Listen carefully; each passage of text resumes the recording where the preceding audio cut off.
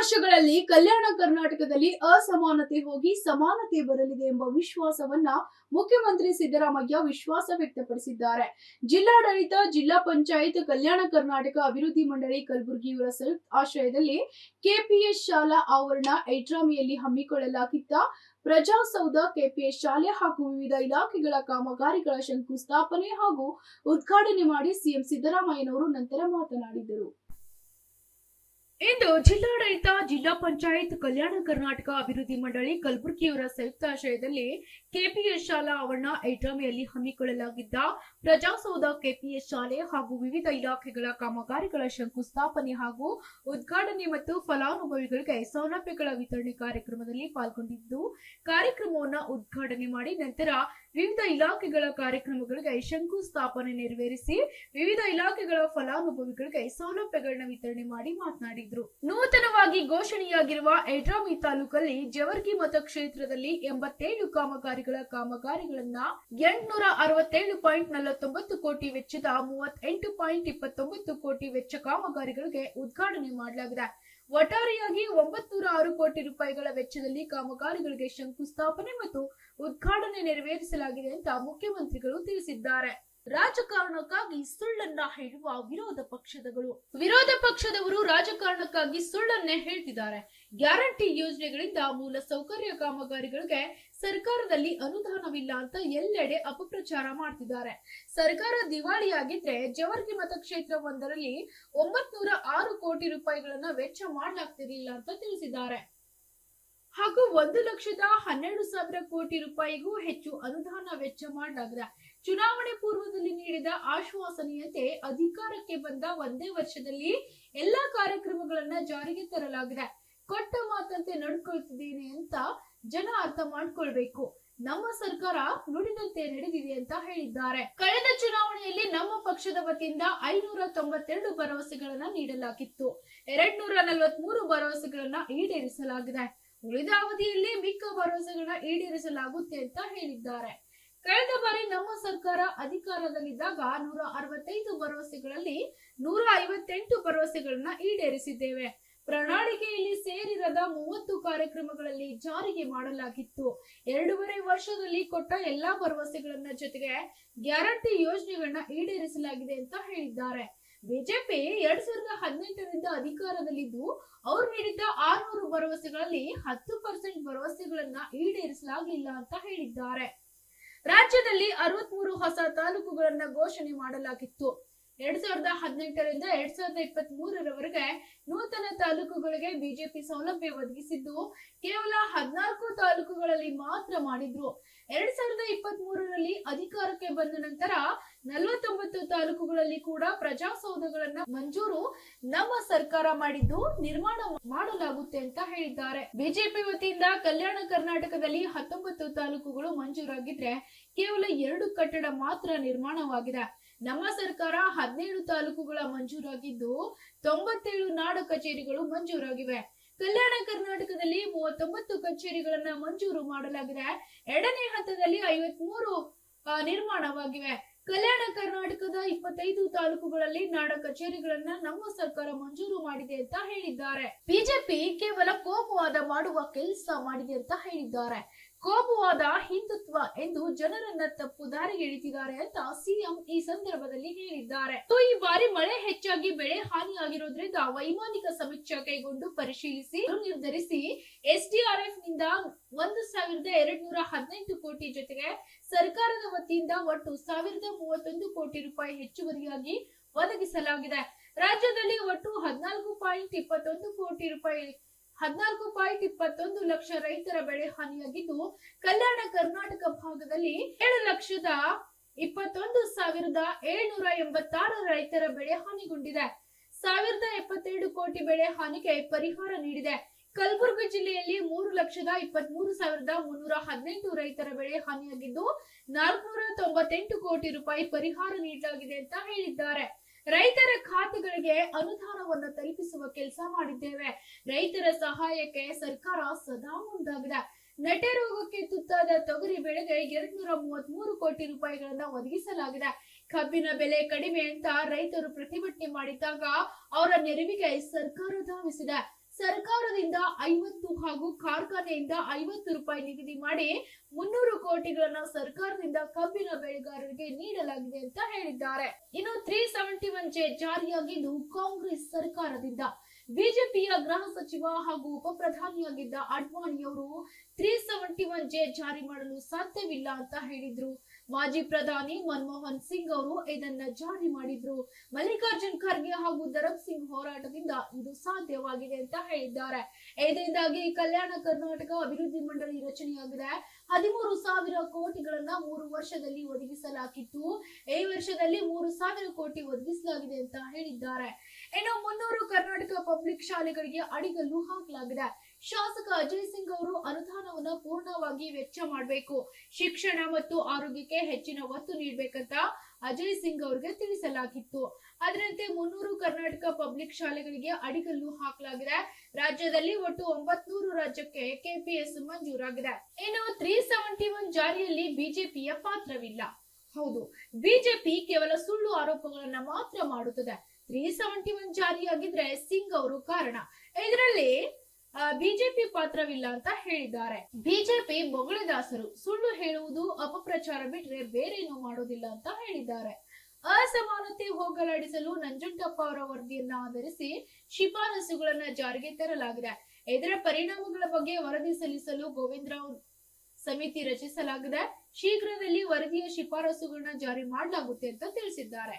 ಇನ್ನು ಎಐಸಿಸಿ ಅಧ್ಯಕ್ಷರು, ವಿರೋಧ ಪಕ್ಷದ ನಾಯಕ ಮಲ್ಲಿಕಾರ್ಜುನ್ ಖರ್ಗೆ, ಡಿಕೆ ಶಿವಕುಮಾರ್, ಸಚಿವರಾದ ಪ್ರಿಯಾಂಕ್ ಖರ್ಗೆ, ಕೃಷ್ಣ ಬೈರೇಗೌಡ, ಶರಣಬಸಪ್ಪ, ಮಧು ಬಂಗಾರಪ್ಪ, ರಹೀಂ ಖಾನ್ ಶಾಸಕರು ಉಪಸ್ಥಿತರಿದ್ದರು.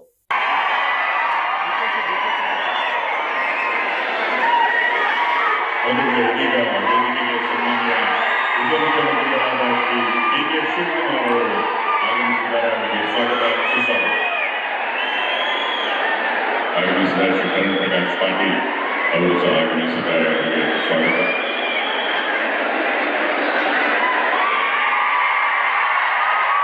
ಇದೀಗ ಬಂಧುಗಳೇ, ವೇದಿಕೆಗೆ ಸನ್ಮಾನ್ಯ ಶ್ರೀ ಮಲ್ಲಿಕಾರ್ಜುನ ಖರ್ಗೆ ಅವರು, ಕರ್ನಾಟಕದ ಮುಖ್ಯಮಂತ್ರಿಗಳಾದ ಶ್ರೀ ಸಿದ್ದರಾಮಯ್ಯ ಅವರು ಆಗಮಿಸುತ್ತಿದ್ದಾರೆ. ಅವರಿಗೆಲ್ಲ ಜೋರಾದ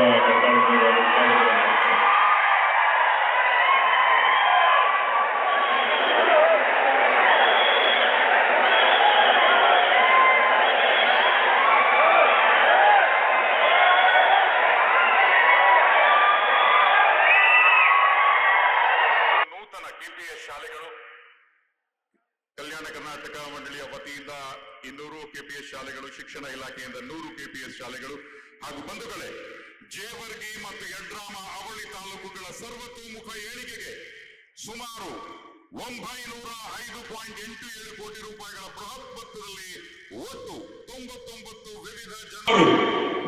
ವಿವಿಧ 905.87 ಕೋಟಿ ರೂಪಾಯಿಗಳ ಬೃಹತ್ ಮೊತ್ತದಲ್ಲಿ ಒಟ್ಟು 99 ವಿವಿಧ ಜನಪರ ಅಭಿವೃದ್ಧಿ ಕಾಮಗಾರಿಗಳಿಗೆ ಇದೀಗ ಚಾಲನೆ.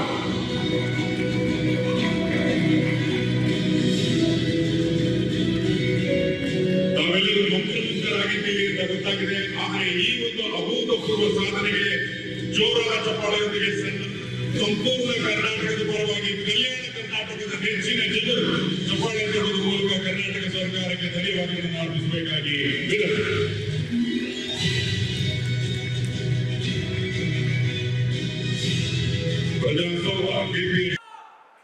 ಉಪಸ್ಥಿತರಿರತಕ್ಕಂಥ ಎಐಸಿಸಿ ಅಧ್ಯಕ್ಷರು, ರಾಜ್ಯಸಭಾ ವಿರೋಧ ಪಕ್ಷದ ನಾಯಕರು ಆದಂಥ ಮಾನ್ಯ ಮಲ್ಲಿಕಾರ್ಜುನ ಖರ್ಗೆ ಅವರೇ, ರಾಜ್ಯದ ಉಪಮುಖ್ಯಮಂತ್ರಿಗಳಾದಂಥ ಶ್ರೀ ಡಿಕೆ ಶಿವಕುಮಾರ್ ಅವರೇ, ಕಲಬುರಗಿ ಜಿಲ್ಲೆಯ ಉಸ್ತುವಾರಿ ಸಚಿವರು, ಗ್ರಾಮೀಣಾಭಿವೃದ್ಧಿ ಸಚಿವರು ಆದಂಥ ಶ್ರೀ ಪ್ರಿಯಾಂಕ್ ಖರ್ಗೆ ಅವರೇ,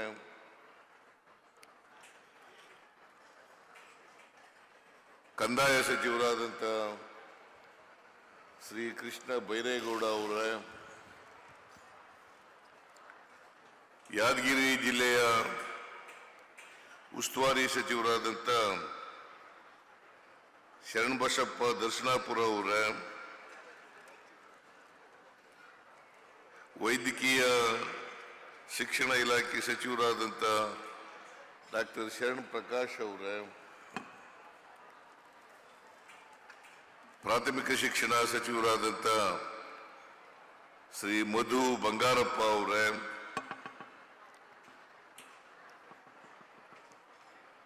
ಬೀದರ್ ಜಿಲ್ಲೆಯ ಸಚಿವರು ಹಾಗೂ ಶಾಸಕರು ಆದಂಥ ಶ್ರೀ ರಹೀಂ ಖಾನ್ ಅವರ,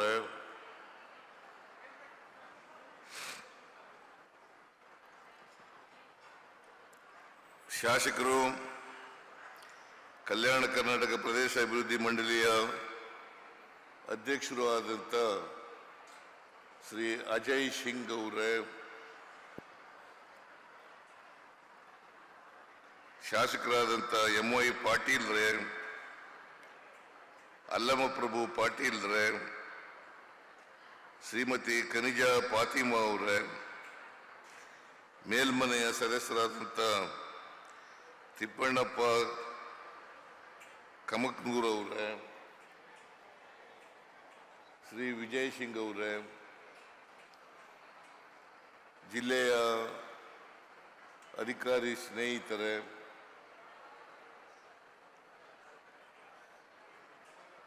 ಇತರ ಎಲ್ಲ ಅಧಿಕಾರಿ ಮಿತ್ರರೇ, ಇಲ್ಲಿ ಆಗಮಿಸಿರ್ತಕ್ಕಂಥ ಆತ್ಮೀಯ ಅಣ್ಣ ತಮ್ಮಂದಿರೇ, ಅಕ್ಕ ತಂಗಿಯರೇ, ಯುವಕ ಮಿತ್ರರೇ, ಮಾಧ್ಯಮದ ಸ್ನೇಹಿತರೆ, ಇವತ್ತು ಜೇವರ್ಗಿ ಮತಕ್ಷೇತ್ರದಲ್ಲಿ ಅಜಯ್ ಸಿಂಗ್ ರವರ ನೇತೃತ್ವದಲ್ಲಿ ಅನೇಕ ಅಭಿವೃದ್ಧಿ ಕಾರ್ಯಕ್ರಮಗಳಿಗೆ ಶಂಕುಸ್ಥಾಪನೆ ಮತ್ತು ಉದ್ಘಾಟನೆ ಕಾರ್ಯಕ್ರಮವನ್ನು ಮಾಡ್ತಾ ಇದ್ದೀವಿ. ಅವುಗಳ ಜೊತೆಗೆ ರೆವಿನ್ಯೂ ಕಂದಾಯ ಇಲಾಖೆಯಲ್ಲಿ ಪ್ರಜಾಸೌಧ ಅವಕ್ಕೆ ಅಡಿಗಲ್ಲನ್ನು ಹಾಕ್ತಕ್ಕಂಥ ಕೆಲಸವನ್ನು ಮಾಡ್ತಾ ಇದ್ದೀವಿ. ಜೊತೆಗೆ ಸುಮಾರು 900 ಕೋಟಿ ರೂಪಾಯಿಗಳಲ್ಲಿ 300 ಕರ್ನಾಟಕ ಪಬ್ಲಿಕ್ ಶಾಲೆಗಳನ್ನು ಉದ್ಘಾಟನೆ ಶಂಕುಸ್ಥಾಪನೆಯನ್ನು ಮಾಡ್ತಾ ಇದ್ದೀವಿ. ಇವತ್ತು ಕೃಷ್ಣ ಬೈರೇಗೌಡರು ಕೂಡ ಮಾತಾಡಬೇಕಾಗಿತ್ತು, ಮಧು ಬಂಗಾರಪ್ಪನವರು ಕೂಡ ಮಾತಾಡಬೇಕಾಗಿತ್ತು, ಪ್ರಿಯಾಂಕ್ ಖರ್ಗೆಯವರು ಕೂಡ ಮಾತಾಡಬೇಕಾಗಿತ್ತು, ಜಿಲ್ಲಾ ಮಂತ್ರಿ ಶರಣ್ ಪ್ರಕಾಶ್ ಪಾಟೀಲ್ ಅವರು ಕೂಡ ಮಾತಾಡಬೇಕಾಗಿತ್ತು. ಆದರೆ ಸಮಯದ ಅಭಾವದಿಂದ ಇವರು ಯಾರು ಕೂಡ ಮಾತನಾಡಲಿಕ್ಕೆ ಆಗ್ತಾ ಇಲ್ಲ. ಕೂತ್ಕೊಳ್ರಿ.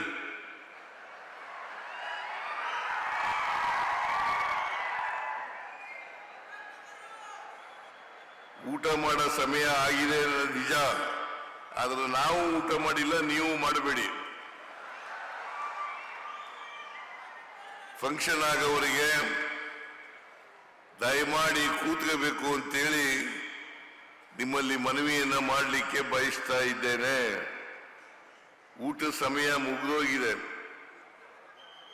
ನಾವು ಕೂಡ ಸೇಡಂಗೆ ಹೋಗಿ ಊಟ ಮಾಡಬೇಕು, ಇಲ್ಲಿ ಮಾಡಲ್ಲ. ಸೇಡಂನಲ್ಲಿ ಊಟ ಇದೆ ತಾನೆ?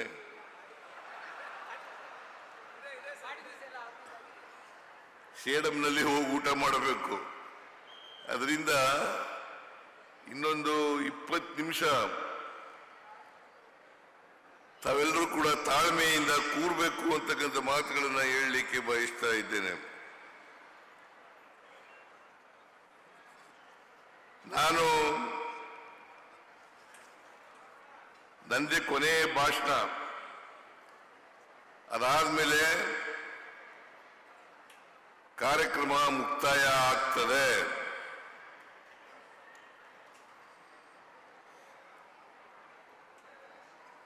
ಯಡ್ರಾಮಿ ತಾಲೂಕು, ಹೊಸ ತಾಲೂಕು ಇದು.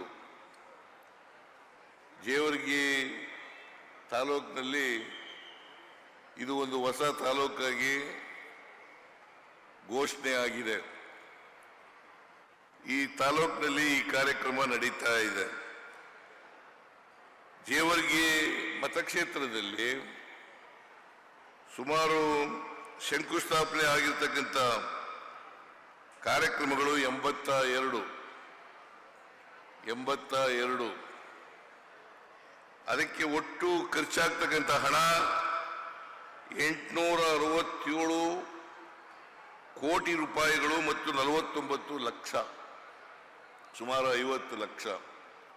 867 ಕೋಟಿ 49 ಲಕ್ಷ 86 ಸಾವಿರ ರೂಪಾಯಿಗಳು, ಇಷ್ಟು ರೂಪಾಯಿಗಳ ಶಂಕುಸ್ಥಾಪನೆ ನಡೀತಾ ಇದೆ. ಮತ್ತೆ ಉದ್ಘಾಟನೆ ಆಗ್ತಾ ಇರ್ತಕ್ಕಂಥ ಕಾರ್ಯಕ್ರಮಗಳು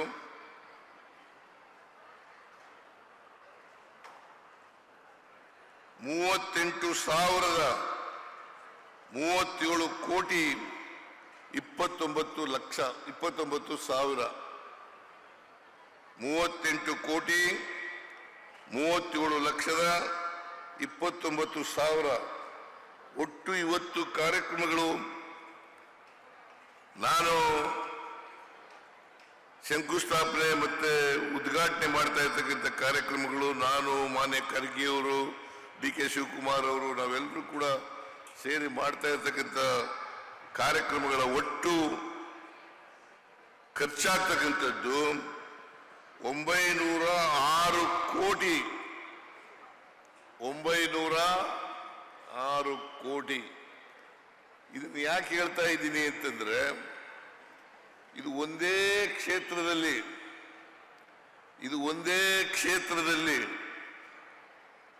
ಅಜಯ್ ಸಿಂಗ್ ರವರ ಕ್ಷೇತ್ರದಲ್ಲಿ 906 ಕೋಟಿ ರೂಪಾಯಿಗಳ ಶಂಕುಸ್ಥಾಪನೆ ಮತ್ತು ಉದ್ಘಾಟನೆ ಆಗ್ತಾ ಇದೆ.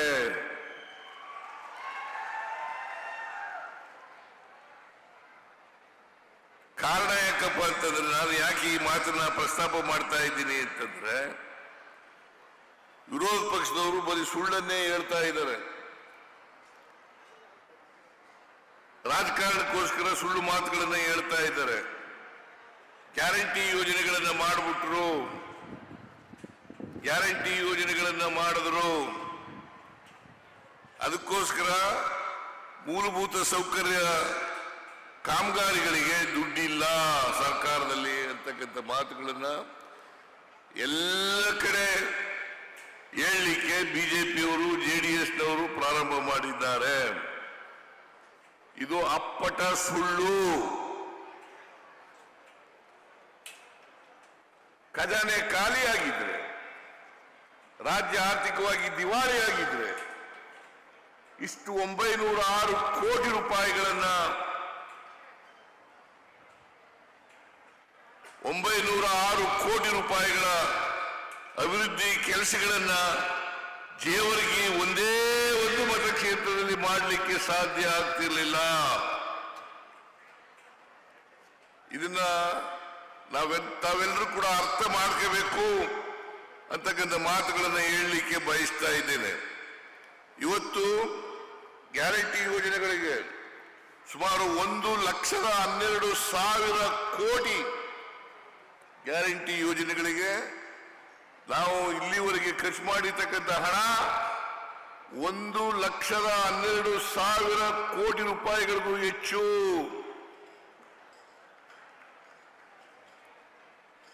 ಶಕ್ತಿ ಯೋಜನೆ ಇರ್ಬೋದು,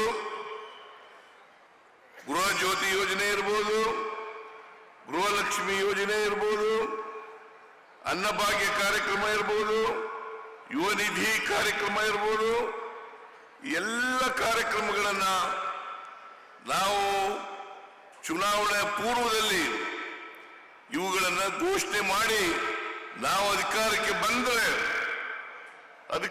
ಬಂದ್ರೆ ಎಲ್ಲ ಕಾರ್ಯಕ್ರಮಗಳನ್ನ ಒಂದು ವರ್ಷದಲ್ಲಿ ಮಾಡ್ತೇವೆ ಅಂತಕ್ಕಂಥದನ್ನ ಈ ರಾಜ್ಯದ ಜನತೆಗೆ ಆಶ್ವಾಸನೆಯನ್ನು ಕೊಟ್ಟಿದ್ದು. ಅದರಂತೆ ಒಂದು ವರ್ಷದಲ್ಲಿ ಅಂದ್ರೆ 23-24ರಲ್ಲಿ ಎಲ್ಲ ಕಾರ್ಯಕ್ರಮಗಳನ್ನು ಕೂಡ ಜಾರಿ ಕೊಟ್ಟಿದ್ದೇವೆ. ಇಲ್ಲಿವರೆಗೆ 1,12,000 ಕೋಟಿ ರೂಪಾಯಿಗಳನ್ನು ಖರ್ಚು ಮಾಡಲಿಕ್ಕೆ ಸಾಧ್ಯ ಆಗ್ತಾ ಇಲ್ಲ. ಇವತ್ತು ನೀವೆಲ್ಲ ಅರ್ಥ ಮಾಡ್ಕೋಬೇಕು, ಯಾವ ಪಕ್ಷ ಅಧಿಕಾರದಲ್ಲಿದ್ರೆ ಕೊಟ್ಟ ಮಾತಿನಂತೆ ನಡ್ಕೊಳ್ತದೆ, ಯಾವ ಪಕ್ಷ ಕೊಟ್ಟ ಮಾತಿಗೆ ತಪ್ಪುತ್ತದೆ ಅಂತಕ್ಕಂಥದನ್ನ ಅರ್ಥ ಮಾಡ್ಕೋಬೇಕಾಗ್ತದೆ. ನಾವು ನುಡಿದಂತೆ ನಡೆದಿದ್ದೇವೆ, ಮುಂದೆನೂ ಕೂಡ ಮಾಡ್ತೇವೆ. ಇವತ್ತು ಕಳೆದ ಚುನಾವಣೆಯಲ್ಲಿ 592 ಭರವಸೆಗಳನ್ನು ಕೊಟ್ಟಿದ್ದು. ಇಲ್ಲಿವರೆಗೆ 2,243 ಭರವಸೆಗಳನ್ನು ಈಡೇರಿಸಿದ್ದೇವೆ. ಉಳಿದ ಅವಧಿನಲ್ಲಿ ಕೂಡ ಭರವಸೆಗಳನ್ನು ಈಡೇರಿಸ್ತೇವೆ ಅಂತಕ್ಕಂಥ ಮಾತುಗಳನ್ನ ಈ ರಾಜ್ಯದ ಜನರಿಗೆ ಕೊಡಲಿಕ್ಕೆ ಬಯಸ್ತಾ ಇದ್ದೇನೆ. ನಾವು 2013ರಿಂದ 2018ವರೆಗೆ ಇದ್ದು, ಅವತ್ತು ಚುನಾವಣಾ ಪೂರ್ವದಲ್ಲಿ ನಮ್ಮ ಪ್ರಣಾಳಿಕೆ ಮೂಲಕ ಕಾಂಗ್ರೆಸ್ ಪಕ್ಷ ಕೊಟ್ಟಿದ್ದಂತ ಭರವಸೆಗಳು 165. ಆ 165 ಭರವಸೆಗಳಲ್ಲಿ 158 ಭರವಸೆಗಳನ್ನು ಈಡೇರಿಸಿದ್ದೇವೆ. 158 ಭರವಸೆಗಳನ್ನ ನಾವು ಪ್ರಣಾಳಿಕೆ ಮೂಲಕ ಕೊಡದೇ ಇದ್ದಂತ ಭರವಸೆಗಳು, ಅವು ಸುಮಾರು 30 ಕಾರ್ಯಕ್ರಮಗಳನ್ನು ಜಾರಿ ಕೊಟ್ಟಿದ್ದೇವೆ. ಅಂದ್ರೆ 188 ಕಾರ್ಯಕ್ರಮಗಳನ್ನು ನಾವು ಜಾರಿ ಕೊಟ್ಟಿದ್ದೇವೆ ಅಂತಕ್ಕಂಥ ಮಾತುಗಳನ್ನ ಹೇಳಲಿಕ್ಕೆ ಬಯಸ್ತಾ ಇದ್ದೇನೆ. 83ರಿಂದ 89 ಅಲ್ಲ, ಅದು 2013ರಿಂದ 2018ರವರೆಗೆ ನಾವು ಅಧಿಕಾರದಲ್ಲಿ ಇದ್ದಂತ ಅವಧಿನಲ್ಲಿ ಎಲ್ಲ ಭರವಸೆಗಳನ್ನು ಕೂಡ ಈಡೇರಿಸಿದ್ದೇವೆ. ಈಗ 2.5 ವರ್ಷ ಆಗಿದೆ ನಾವು ಅಧಿಕಾರಕ್ಕೆ ಬಂದು. ಈ 2.5 ವರ್ಷದಲ್ಲಿ ನಾವು ಎಲ್ಲ ಕೊಟ್ಟಂತ ಭರವಸೆಗಳನ್ನು ಈಡೇರಿಸಿದ್ದೇವೆ. ಜೊತೆಗೆ ಗ್ಯಾರಂಟಿ ಯೋಜನೆಗಳನ್ನು ಕೂಡ ಈಡೇರಿಸಿದ್ದೇವೆ. ಆದರೆ ಬಿಜೆಪಿಯವರು 2018ರಿಂದ ಅಧಿಕಾರದಲ್ಲಿ ಇದ್ರು. ಜೆಡಿಎಸ್ನವರು, ಬಿಜೆಪಿಯವರು, ಅವರು ಸುಮಾರು 600 ಭರವಸೆಗಳನ್ನು ಕೊಟ್ಟಿದ್ರು. 10% ಭರವಸೆಗಳನ್ನು ಕೂಡ ಈಡೇರಿಸಲಿಕ್ಕಾಗಲಿಲ್ಲ. 10% ಭರವಸೆಗಳನ್ನು ಕೂಡ ಈಡೇರಿಸಲಿಕ್ಕಾಗಲಿಲ್ಲ. ಆದ್ರಿಂದ ನಮಗೂ ಅವ್ರಿಗೂ ನಾನು ಹೋಲಿಕೆ ಮಾಡಕ್ ಹೋಗಲ್ಲ. ಅವರು ಸುಳ್ಳು ಹೇಳ್ತಾರೆ, ನಾವು ಏನು ಹೇಳ್ತೀವಿ ಅದರಂತೆ ನಡ್ಕೊಳ್ತಕ್ಕಂಥ ಕೆಲಸವನ್ನ ಮಾಡ್ತೇವೆ ಅಂತಕ್ಕಂಥ ಮಾತುಗಳನ್ನು ಹೇಳಲಿಕ್ಕೆ ಬಯಸ್ತಾ ಇದ್ದೇನೆ. ಹೊಸ ತಾಲೂಕುಗಳು ರಾಜ್ಯದಲ್ಲಿ ಘೋಷಣೆ ಆದದ್ದು 63 ತಾಲೂಕುಗಳು. 63 ತಾಲೂಕುಗಳು 2018ರಿಂದ 23ರವರೆಗೆ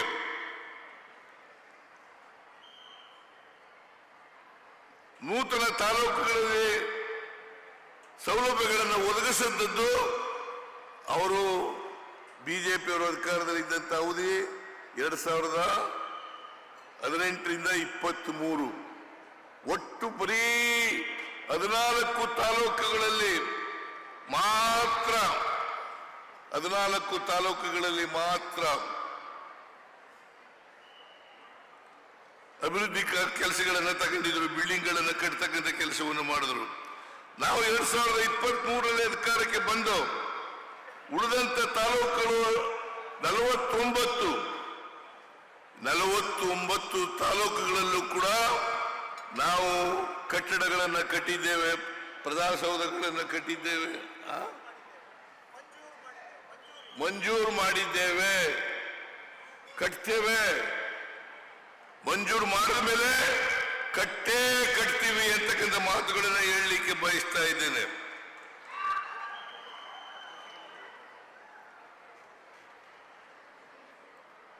ಕಲ್ಯಾಣ ಕರ್ನಾಟಕದಲ್ಲಿ ಮಂಜೂರಾದಂತಹ ಹೊಸ ತಾಲೂಕುಗಳು 19. ಆದರೆ ಬಿಜೆಪಿಯವರ ಕಾಲದಲ್ಲಿ ಮಾಡದಂತ ಕಟ್ಟಡಗಳು, ಮಂಜೂರಾದಂತ ಕಟ್ಟಡಗಳು ಬರೀ 2.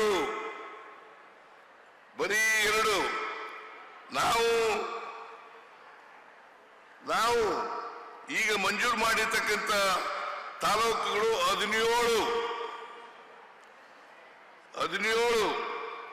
ಜೊತೆಗೆ ನಾಡ ಕಚೇರಿಗಳನ್ನು ಕೂಡ ಮಂಜೂರಾಗಿರ್ತಕ್ಕಂಥವು 92. ಕಲ್ಯಾಣ ಕರ್ನಾಟಕದಲ್ಲಿ 39. ಇದು ಮೊದಲನೇ ಹಂತ. ಎರಡನೇ ಹಂತದಲ್ಲಿ ತಯಾರಾಗಿರ್ತಕ್ಕಂಥವು 53. ಆದರೆ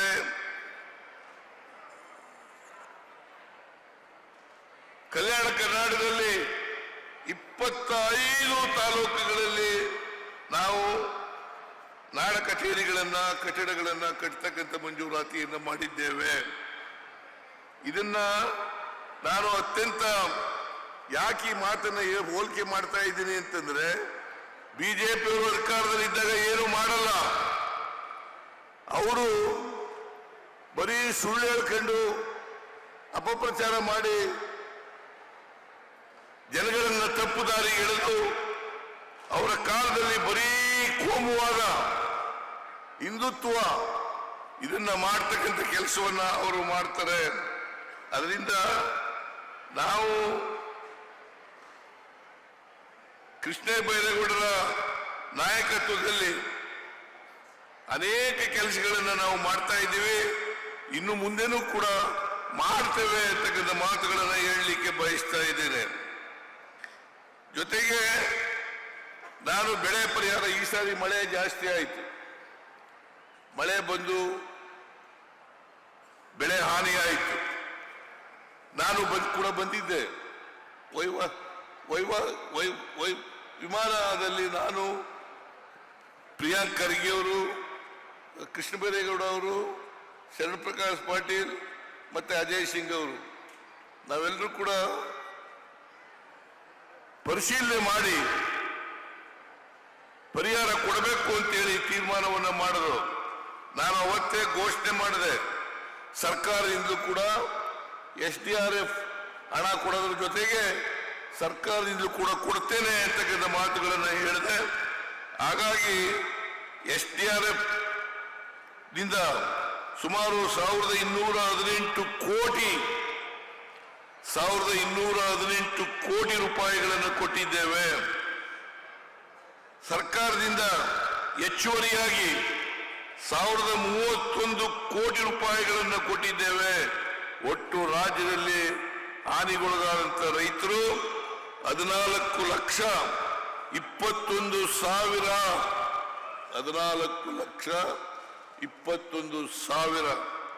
ಕಲ್ಯಾಣ ಕರ್ನಾಟಕ ಒಂದರಲ್ಲೇ 7,21,786 ರೈತರು, 7,21,786 ರೈತರು ಹಾನಿಗೊಳಗಾದರು.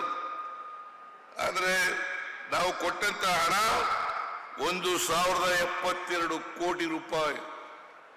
ಕಲ್ಯಾಣ ಕರ್ನಾಟಕದಲ್ಲಿ ಕಲಬುರಗಿ ಜಿಲ್ಲೆ ಒಂದರಲ್ಲೇ 3,23,318 ರೈತರು ಹಾನಿಗೊಳಗಾದರು. ನಾವು ಕೊಟ್ಟಂತ ಹಣ 498 ಕೋಟಿ ರೂಪಾಯಿಗಳು. ಅಂದ್ರೆ ನಾವು ಪ್ರವಾಹ ಬಂದು ಬೆಳೆ ಕಳ್ಕೊಂಡಂತ ರೈತರಿಗೆ ಈಗಾಗಲೇ ಹಣವನ್ನು ತಲುಪಿಸ್ತಕ್ಕಂಥ ಕೆಲಸವನ್ನು ಅವರ ಅಕೌಂಟ್ಗಳಿಗೆ, ವಿಶೇಷವಾಗಿ ಅವರ ಅಕೌಂಟ್ಗಳಿಗೆ ತಲುಪಿಸ್ತಕ್ಕಂಥ ಕೆಲಸವನ್ನು ಮಾಡಿದ್ದೇವೆ. ಅದರಿಂದ ನಾವು ಯಾವತ್ತೂ ಕೂಡ ಅಧಿಕಾರದಲ್ಲಿದ್ದಾಗ ರೈತರ ಸಹಾಯಕ್ಕೆ ಬರ್ತಾ ಇದ್ದೇವೆ.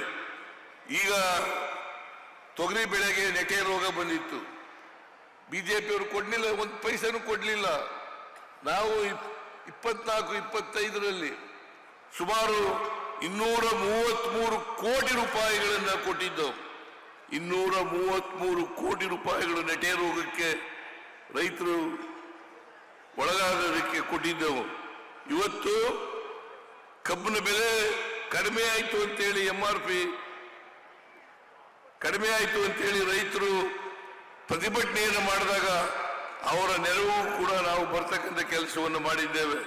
ಸರ್ಕಾರದಿಂದ 50 ರೂಪಾಯಿಗಳು, ಫ್ಯಾಕ್ಟರಿಯಿಂದ 50 ರೂಪಾಯಿಗಳು ಇದನ್ನ ಕೊಡಿಸ್ತಕ್ಕಂಥ ಕೆಲಸವನ್ನು ಮಾಡಿದ್ರು.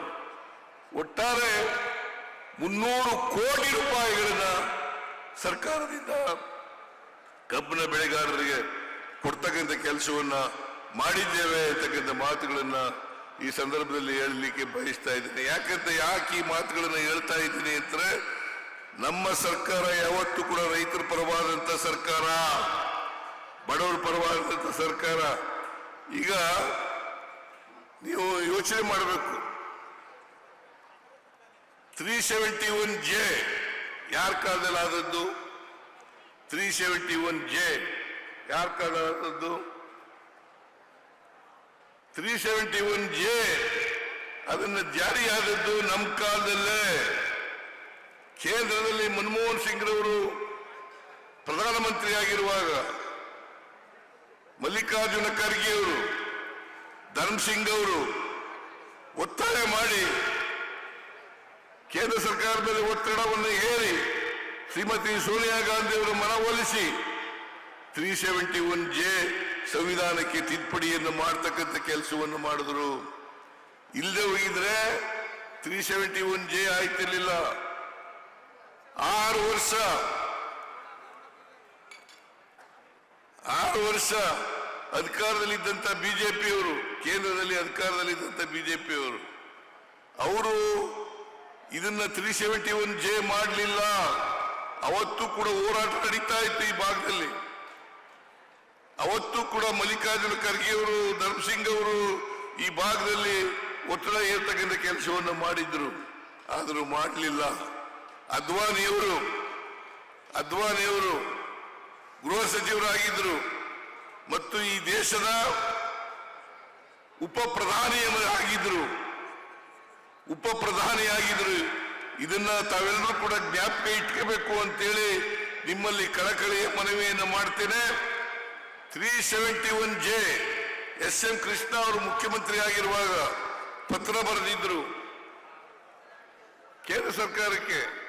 ವಾಜಪೇಯಿ ಅವರು ಪ್ರಧಾನಮಂತ್ರಿ, ಅದ್ವಾನಿಯವರು ಉಪ ಪ್ರಧಾನಿ. ಆಗ ಪತ್ರ ಬರೆದಾಗ SM ಕೃಷ್ಣ ಅವರಿಗೆ ಉತ್ತರ ಕೊಟ್ಟರು ಏನಪ್ಪಾ ಅಂತಂದ್ರೆ, ಇದನ್ನ ಮಾಡಲಿಕ್ಕೆ ಸಾಧ್ಯ ಇಲ್ಲ. ಇವತ್ತು ನನ್ನ ಹತ್ರ ಕಾಪಿ ಇದೆ. ಅದ್ವಾನಿಯವರು, ನೀವು ಇದನ್ನ ಅರ್ಥ ಮಾಡ್ಕೋಬೇಕು, ಬಿಜೆಪಿಯ ಉಪ ಪ್ರಧಾನಿ ಲಾಲ್ ಕೃಷ್ಣ ಅದ್ವಾನಿಯವರು 371J ಮಾಡಲಿಕ್ಕೆ ಸಾಧ್ಯ ಇಲ್ಲ. ಆದರೆ ಮನಮೋಹನ್ ಸಿಂಗ್ ರವರ ಮೇಲೆ ಒತ್ತಡ ಹಾಕಿ ಮಾನ್ಯ ಖರ್ಗೆಯವರು ಇದನ್ನು ಮಾಡಿಸ್ತಕ್ಕಂಥ ಕೆಲಸವನ್ನು ಮಾಡಿದ್ರು.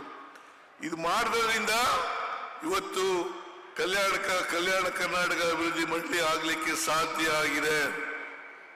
ನಾನು 23, 24, 25, 25, 26 ಈ 3 ವರ್ಷಗಳಲ್ಲಿ 13,000 ಕೋಟಿ ರೂಪಾಯಿಗಳನ್ನು ಕೊಟ್ಟಿದ್ದೇನೆ. 13,000 ಕೋಟಿ ರೂಪಾಯಿಗಳನ್ನು ಕೊಟ್ಟಿದ್ದೇನೆ. 24, 25ರಲ್ಲಿ 5,000 ಕೋಟಿ, 25, 26ರಲ್ಲಿ 5,000 ಕೋಟಿ, 23, 24ರಲ್ಲಿ 3,000 ಕೋಟಿ. ಬಹಳ ಸಂತೋಷದ ವಿಚಾರ ಏನಪ್ಪಾ ಅಂತಂದ್ರೆ, ಅಜಯ್ ಸಿಂಗ್ ಅವರು ಅಧ್ಯಕ್ಷರಾಗಿ ಹಣ ಖರ್ಚು ಮಾಡ್ತಾ ಇದ್ದಾರೆ. ಇನ್ನೂ ಜಾಸ್ತಿ ಬೇಗ ಮಾಡ್ತಕ್ಕಂಥ ಕೆಲಸವನ್ನು ಮಾಡಬೇಕು. ಈ ವರ್ಷ 25, 26ರಲ್ಲಿ ಸುಮಾರು 4,000 ಕೋಟಿಗೂ ಹೆಚ್ಚು ಖರ್ಚು ಮಾಡ್ತೀವಿ ಅಂತ ಹೇಳಿದ್ದಾರೆ. 4,000 ಕೋಟಿಗೂ ಹೆಚ್ಚು ಮಾಡಿದ್ದಾರೆ. ಆದರೆ 5,000 ಕೋಟಿನೂ ಖರ್ಚು ಮಾಡಬೇಕು. 5,000 ಕೋಟಿ ಖರ್ಚು ಮಾಡಿದ್ರೆ ನಿಮ್ಗೆ ಇನ್ನೂ ಜಾಸ್ತಿ ಕೊಡ್ಲಿಕ್ಕೆ ಸಾಧ್ಯ ಆಗ್ತದೆ. ಆಮೇಲೆ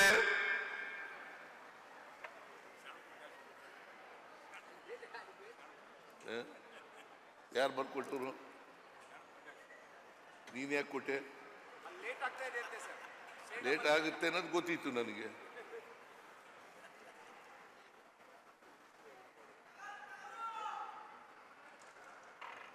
ಅದಕ್ಕೆ ಬೇಡ ಅಂತ ಹೇಳಿದೆ ನಾನು ಅವನಿಗೆ. ಬೇಡ ಸ್ಟೇಡಿಯಂನಲ್ಲಿ ಮಾಡೋದು ಬೇಡ ಅಂತ ಹೇಳಿದೆ ನಾನು.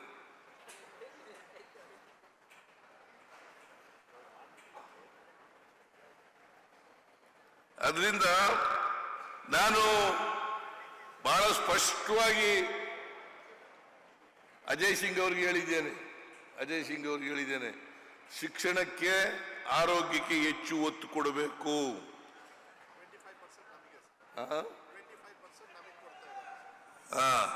ಇದರಲ್ಲಿ ಶಿಕ್ಷಣಕ್ಕೆ ಹೆಚ್ಚು ಒಟ್ಟು ಖರ್ಚು ಮಾಡತಕ್ಕಂಥ ಹಣದಲ್ಲಿ 25% ಶಿಕ್ಷಣಕ್ಕೆ ಕೊಡ್ತಕ್ಕಂಥ ಕೆಲಸವನ್ನ ಮಾಡ್ತಾ ಇದ್ದಾರೆ. ಅದಕ್ಕೋಸ್ಕರನೇ ಇವತ್ತು 300 ಕರ್ನಾಟಕ ಪಬ್ಲಿಕ್ ಶಾಲೆಗಳನ್ನ ಅಡಿಗಲ್ಲಾಗ್ತಾ ಇರ್ತಕ್ಕಂಥದ್ದು. ಒಟ್ಟು ರಾಜ್ಯದಲ್ಲಿ 900 ಕರ್ನಾಟಕ ಪಬ್ಲಿಕ್ ಶಾಲೆಗಳು ಓಪನ್ ಅಡಿಗಲ್ ಹಾಕಿದ್ರೆ ಅದರಲ್ಲಿ ಮಂಜೂರಾಗಿರ್ತಕ್ಕಂಥದ್ದು ಹೈದರಾಬಾದ್ ಕರ್ನಾಟಕ, ಕಲ್ಯಾಣ ಕರ್ನಾಟಕದಲ್ಲಿ 300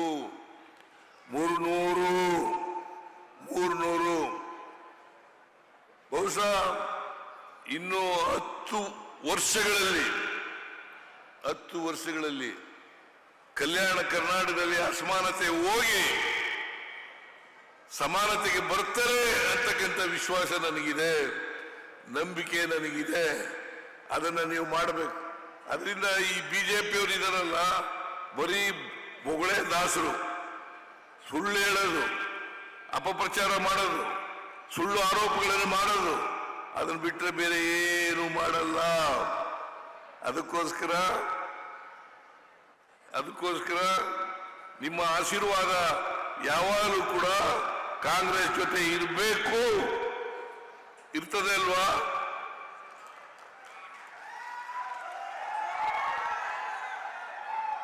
ಇರ್ತದೆ ಅಲ್ವಾ?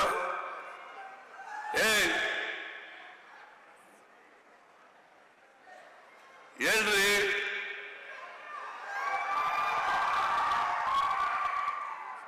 ಈಗಲೂ ಇದೆ, ಮುಂದೆನೂ ಕೂಡ ಇರಬೇಕು ಅಂತಕ್ಕಂಥ ಮನವಿಯನ್ನು ನಿಮ್ಮಲ್ಲಿ ಮಾಡಲಿಕ್ಕೆ ಬಯಸ್ತಾ ಇದ್ದೇನೆ. ಅದರಿಂದ 371J ಇವತ್ತು ಆಗಿದ್ರೆ ಅದಕ್ಕೆ ಕಾರಣ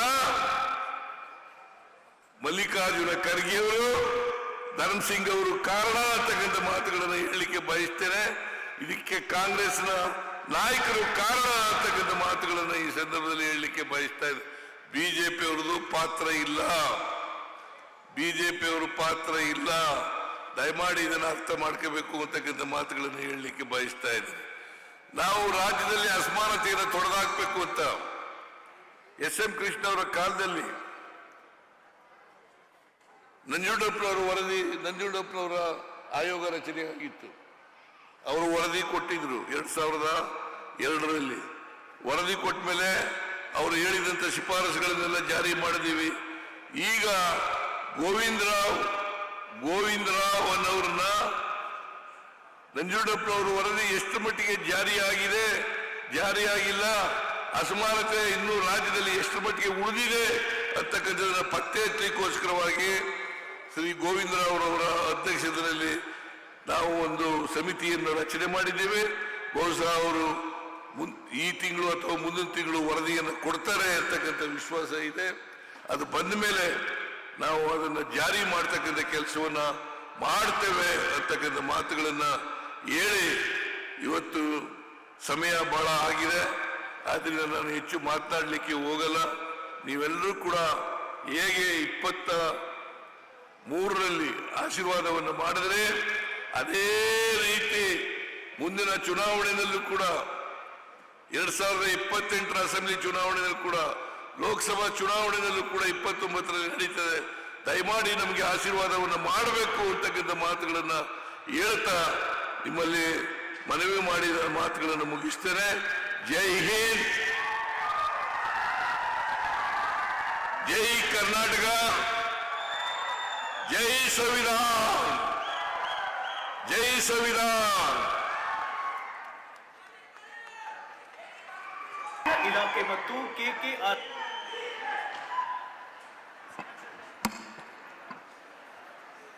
ಎಲ್ಲರಿಗೂ ನಮಸ್ಕಾರ. ನಮಸ್ಕಾರ ಬಂಧುಗಳೇ, ಕಾಂಗ್ರೆಸ್ ಪಕ್ಷದ ರಾಷ್ಟ್ರೀಯ ಅಧ್ಯಕ್ಷರಾದಂತ ನಿಮ್ಮೆಲ್ಲರಿಗೂ ಕೂಡ ಒಂದು ದೊಡ್ಡ ಐತಿಹಾಸಿಕವಾದಂತ ಭಾಗ್ಯ.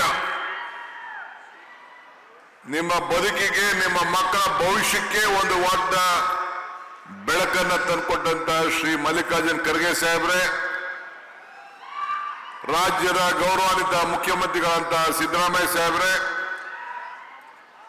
ನನ್ನ ಸಹೋದ್ಯೋಗಿಗಳಂತ ಕೃಷ್ಣ ಬೈರೇಗೌಡ್ರೆ, ಪ್ರಿಯಾಂಕ್ ಖರ್ಗೆ ಅವರೇ, ಶರಣ್ ಪ್ರಕಾಶ್ ಪಾಟೀಲ್ ರವರೇ, ಅಜಯ್ ಸಿಂಗ್ ರವರೇ, ಮಧು ಬಂಗಾರಪ್ಪನವರೇ, ಶರಣ್ ಪಾಟೀಲ್ ದರ್ಶನಾಪುರ್ ಅವರೇ, ಎಂಐ ಪಾಟೀಲ್ ರವರೇ, ಅಲ್ಲಂ ಪ್ರಭುರವರೇ, ತಿಪ್ಪಣ್ಣ ಕಮರಾಕೂರ್ ಅವರೇ, ಕಜೀಜ್ ಫಾತಮ್ಮರ್ ಅವರೇ, ಇನ್ನ ವೇದಿಕೆ ಇರುವಂತ ಎಲ್ಲ ಜಿಲ್ಲೆಯ ಹಿರಿಯ ಅಧಿಕಾರಿಗಳೇ ಮತ್ತು ಎಲ್ಲ ಮುಖಂಡಗಳೇ, ನಮ್ಮ ಜಿಲ್ಲಾ ಕಾಂಗ್ರೆಸ್ನ ಅಧ್ಯಕ್ಷರೇ, ಬ್ಲಾಕ್ ಕಾಂಗ್ರೆಸ್ ಅಧ್ಯಕ್ಷರೇ ಮತ್ತು ಇಲ್ಲಿ ಸೇರ್ತಕ್ಕಂಥ ದೊಡ್ಡ ಸಂಖ್ಯೆಯಲ್ಲಿ ಸೇರ್ತಕ್ಕಂಥ ಎಲ್ಲ ಬಂಧು ಭಗಿನಿಯರೇ,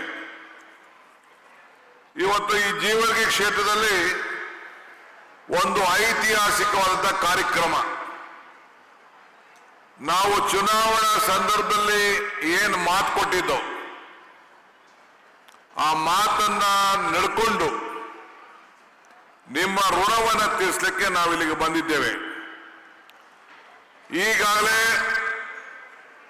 ನಾನು ಮತ್ತು ಸಿದ್ದರಾಮಯ್ಯನವರು ಮತ್ತು ಮಲ್ಲಿಕಾರ್ಜುನ್ ಖರ್ಗೆ ಸಾಹೇಬರು ಚುನಾವಣಾ ಸಂದರ್ಭದಲ್ಲಿ ನಿಮ್ಮೆಲ್ಲರೂ ಕೂಡ ಬಂದು ಮನವಿಯನ್ನ ಮಾಡಿದ್ದು, ಇಡೀ ನಮ್ಮ ಕಲ್ಯಾಣ ಕರ್ನಾಟಕಕ್ಕೆ ಅತಿ ಹೆಚ್ಚು ವಿಧಾನಸಭಾ ಸದಸ್ಯರು ಮತ್ತು ಲೋಕಸಭಾ ಸದಸ್ಯರನ್ನ ತಾವು ಕೊಟ್ಟು ಇಡೀ ಕಾಂಗ್ರೆಸ್ ಪಕ್ಷಕ್ಕೆ, ಕಾಂಗ್ರೆಸ್ ಸರ್ಕಾರಕ್ಕೆ ಒಂದು ದೊಡ್ಡ ಶಕ್ತಿಯನ್ನು ಕೊಟ್ಟಿದ್ದೀರಿ.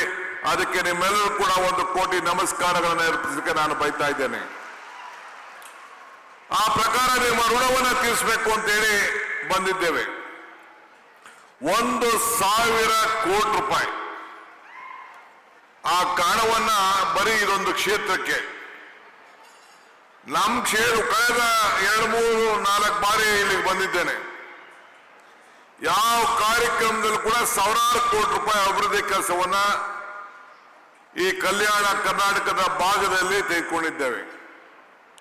ಬಿದರ್ ಹೋದಾಗ 2,000 ಕೋಟಿ ರೂಪಾಯಿ, ಹಿಂದೆ ಅನೇಕ ಕ್ಷೇತ್ರಗಳಲ್ಲಿ ರಸ್ತೆ, ಅನೇಕ ಪಥ, ಗ್ರಾಮೀಣ ಅಭಿವೃದ್ಧಿ ಇಲಾಖೆ ಇವೆಲ್ಲ ಕೂಡ ಸುಮಾರು ವರ್ಷಕ್ಕೆ 5,000 ಕೋಟಿ ರೂಪಾಯಿ ಈ ಭಾಗದಲ್ಲಿ ಕಾರ್ಯಕ್ರಮ ತೆಗೆದುಕೊಂಡಾಗ ನನಗೆ ಒಂದು ಕಡೆ ಅನಿಸ್ತದೆ, ನಾನು ಕೂಡ ಈ ಭಾಗದಲ್ಲೇ ಹುಟ್ಟಿದ್ರೆ ನಮ್ಮ ಕ್ಷೇತ್ರ ಕೂಡ ಇಷ್ಟು ದೊಡ್ಡ ಮೊತ್ತ ಸಿಕ್ತಿತ್ತು ಅನ್ನೋದು ನನಗೆ ಭಾವನೆ.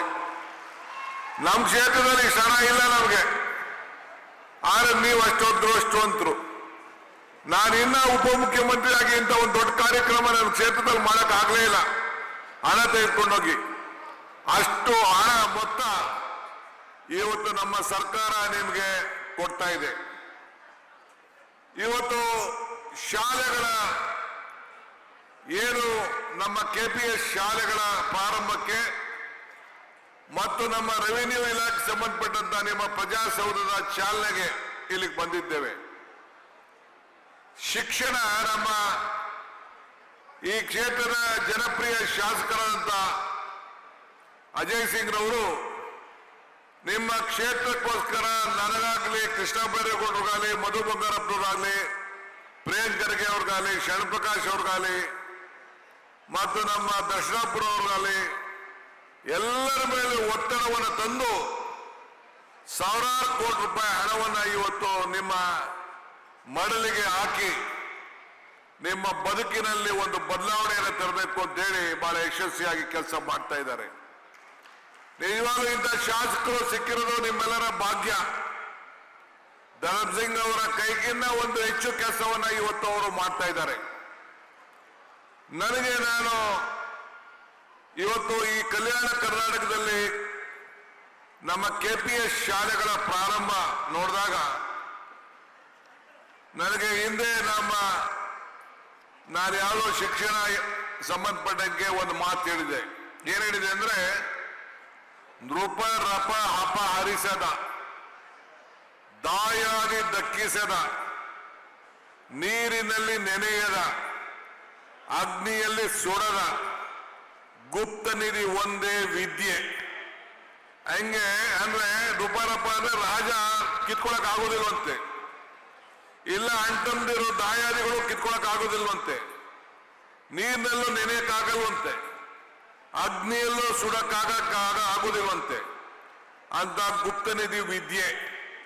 ಹಂಗೆ ನಮ್ಮ ಸರ್ಕಾರ ಬಂದ ಮೇಲೆ ಮಧು ಬಂಗಾರಪ್ಪ ನೇತೃತ್ವದಲ್ಲಿ ನನ್ನನ್ನ ಮುಖ್ಯಮಂತ್ರಿಗಳು ನಮ್ಮ CSR ಶಾಲೆಗೆ 2,000 ಶಾಲೆಗಳನ್ನ CSR ಶಾಲೆ ಮಾಡಬೇಕು, ಸುಮಾರು 500 KPS ಶಾಲೆ ಮಾಡಬೇಕು ಅಂತೇಳಿ ನಮ್ಮ ಸರ್ಕಾರ ಸಂಕಲ್ಪ ಮಾಡಿ ಒಂದು ಹೊಸ ರೂಪಕ್ಕೆ ಈಗಾಗಲೇ ತೀರ್ಮಾನ ಮಾಡಿ ಓದು ಕ್ಯಾಬಿನೆಟ್ ನಲ್ಲಿ ಅನೇಕ ಫ್ಯಾಕ್ಟರಿಗಳು ಇಲ್ಲಿ ಏನೇನಿದೆ, ಬೆಂಗಳೂರಿನಲ್ಲಿರುವಂತಹ ಎಲ್ಲ ಫ್ಯಾಕ್ಟರಿ, IT BT ಸಂಸ್ಥೆಗಳು ಹಿಂದೆ ಕೇಂದ್ರ ಸರ್ಕಾರ ನಮ್ಮ ಮನಮೋಹನ್ ಸಿಂಗ್ ಸರ್ಕಾರದಲ್ಲಿ 2% CSR ಖರ್ಚು ಮಾಡಬೇಕು ಅಂತ ಆದೇಶ ಕೊಟ್ಟದನ್ನ ಗ್ರಾಮೀಣ ಪ್ರದೇಶದ ಶಾಲೆಗಳಿಗೆ ಕೊಡಬೇಕು ಅಂತೇಳಿ ಮಾರ್ಗಸೂಚನೆ ಕೊಟ್ಟಂತ ಐತಿಹಾಸಿಕ ತೀರ್ಮಾನ ಇಡೀ ದೇಶದಲ್ಲಿ ಯಾವ ರಾಜ್ಯದಲ್ಲೂ ತೀರ್ಮಾನ ಮಾಡಲಿಲ್ಲ. ಇದು ಕರ್ನಾಟಕ ರಾಜ್ಯದಲ್ಲಿ ನಿಮ್ಗೋಸ್ಕರ ತೀರ್ಮಾನ ಮಾಡಿದ್ದೇವೆ ಅಂತ ಹೇಳ್ಕೊಳ್ಳಿಕ್ಕೆ ನನಗೆ ಬಹಳ ಸಂತೋಷ ಆಗ್ತದೆ. ಇವತ್ತು ನಮ್ಮ ಅಜಯ್ ಸಿಂಗ್ ರವರು ನಿಮ್ಮ ನೀರಾವರಿ ವಿಚಾರದಲ್ಲಿ ಅವರು ಕೇಳಿದ್ರು. ನೀರಾವರಿ ವಿಚಾರದಲ್ಲಿ ಮಲ್ಲಾಬಾದ್ ಏತ ನೀರಾವರಿ ಯೋಜನೆ ಆಗ್ಲೇಬೇಕು, ನಾನು ಮಕ ತೋರ್ಸಕ್ಕಾಗೋದಿಲ್ಲ, ಬಹಳ ವರ್ಷದಿಂದ ಇದೆ ಅಂತ ಹೇಳಿದ್ರು.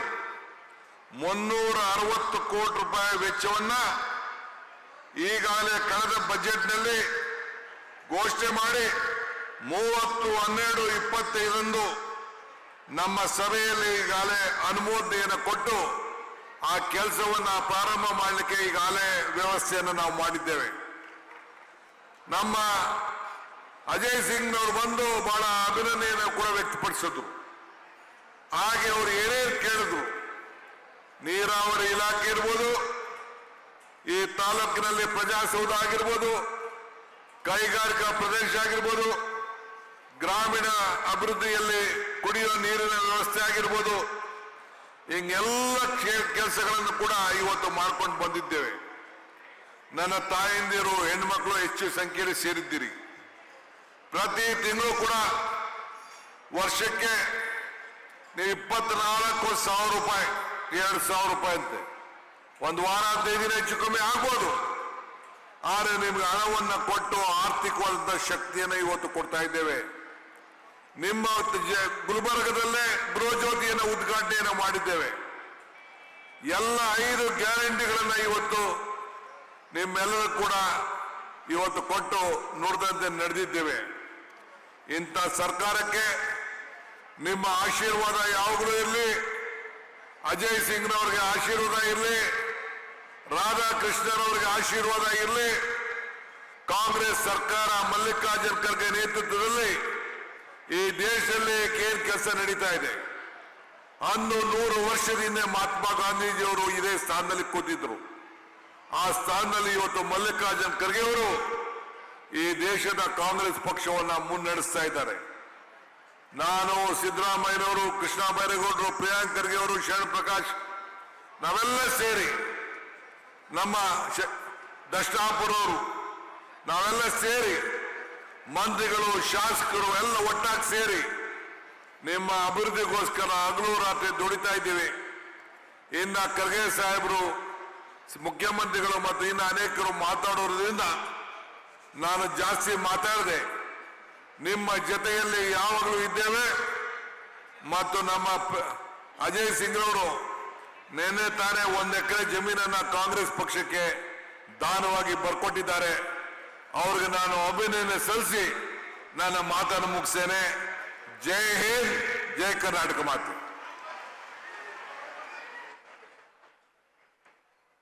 ಬಂಧುಗಳೇ, ಸ್ವಾಗತಿಸಿ ಶ್ರೀ ಮಲ್ಲಿಕಾರ್ಜುನ ಖರ್ಗೆ ಅವರು.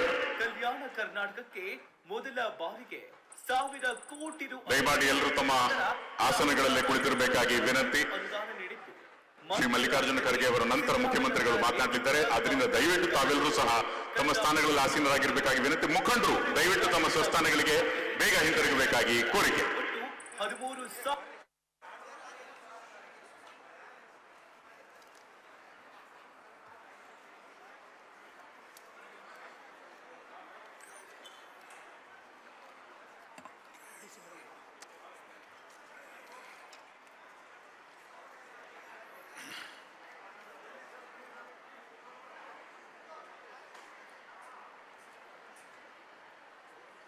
ಇಂದಿನ ಅಭಿವೃದ್ಧಿ ಕಾರ್ಯಕ್ರಮದಲ್ಲಿ ಭಾಗವಹಿಸತಕ್ಕಂಥ ಕರ್ನಾಟಕ ರಾಜ್ಯದ ಮುಖ್ಯಮಂತ್ರಿಗಳಾದ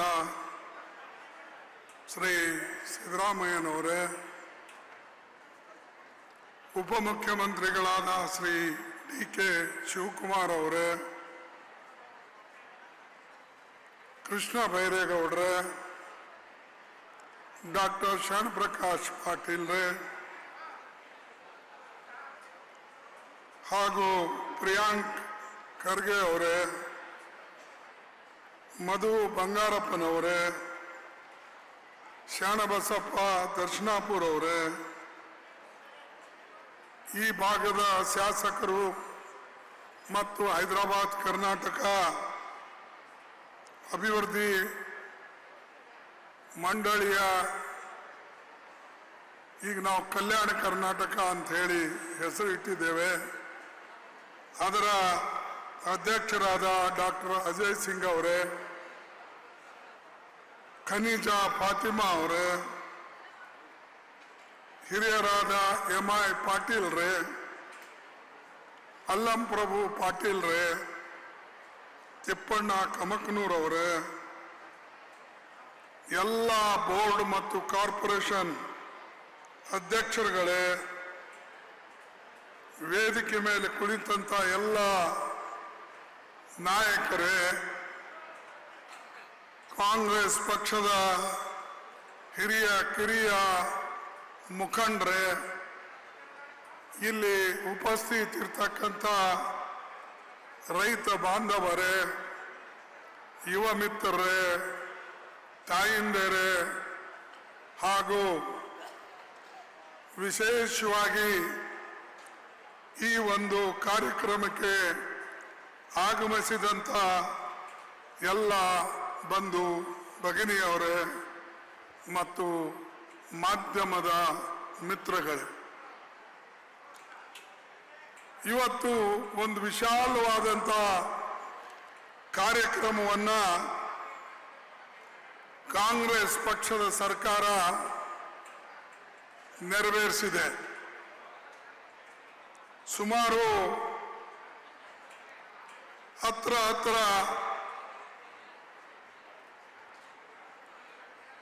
1,000 ಕೋಟಿ ರೂಪಾಯಿ ಫೌಂಡೇಶನ್ ಕೆಲಸದ ಹಾಕ್ತಕ್ಕಂಥದ್ದು ಒಂದು ಕಾರ್ಯಕ್ರಮ, ಮತ್ತು ಸುಮಾರು 1,000 ಕೋಟಿ ರೂಪಾಯಿ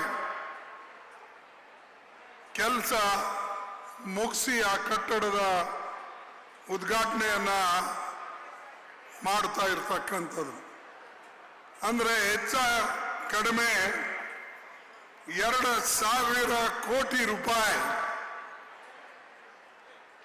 ಈ ಜೇವರ್ಗಿ ತಾಲೂಕದಲ್ಲಿ ಹಾಗೂ ಯಡ್ರಾಮಿ ತಾಲೂಕದಲ್ಲಿ ಇವತ್ತು ಸರ್ಕಾರ ಖರ್ಚು ಮಾಡ್ತಾ ಇದೆ.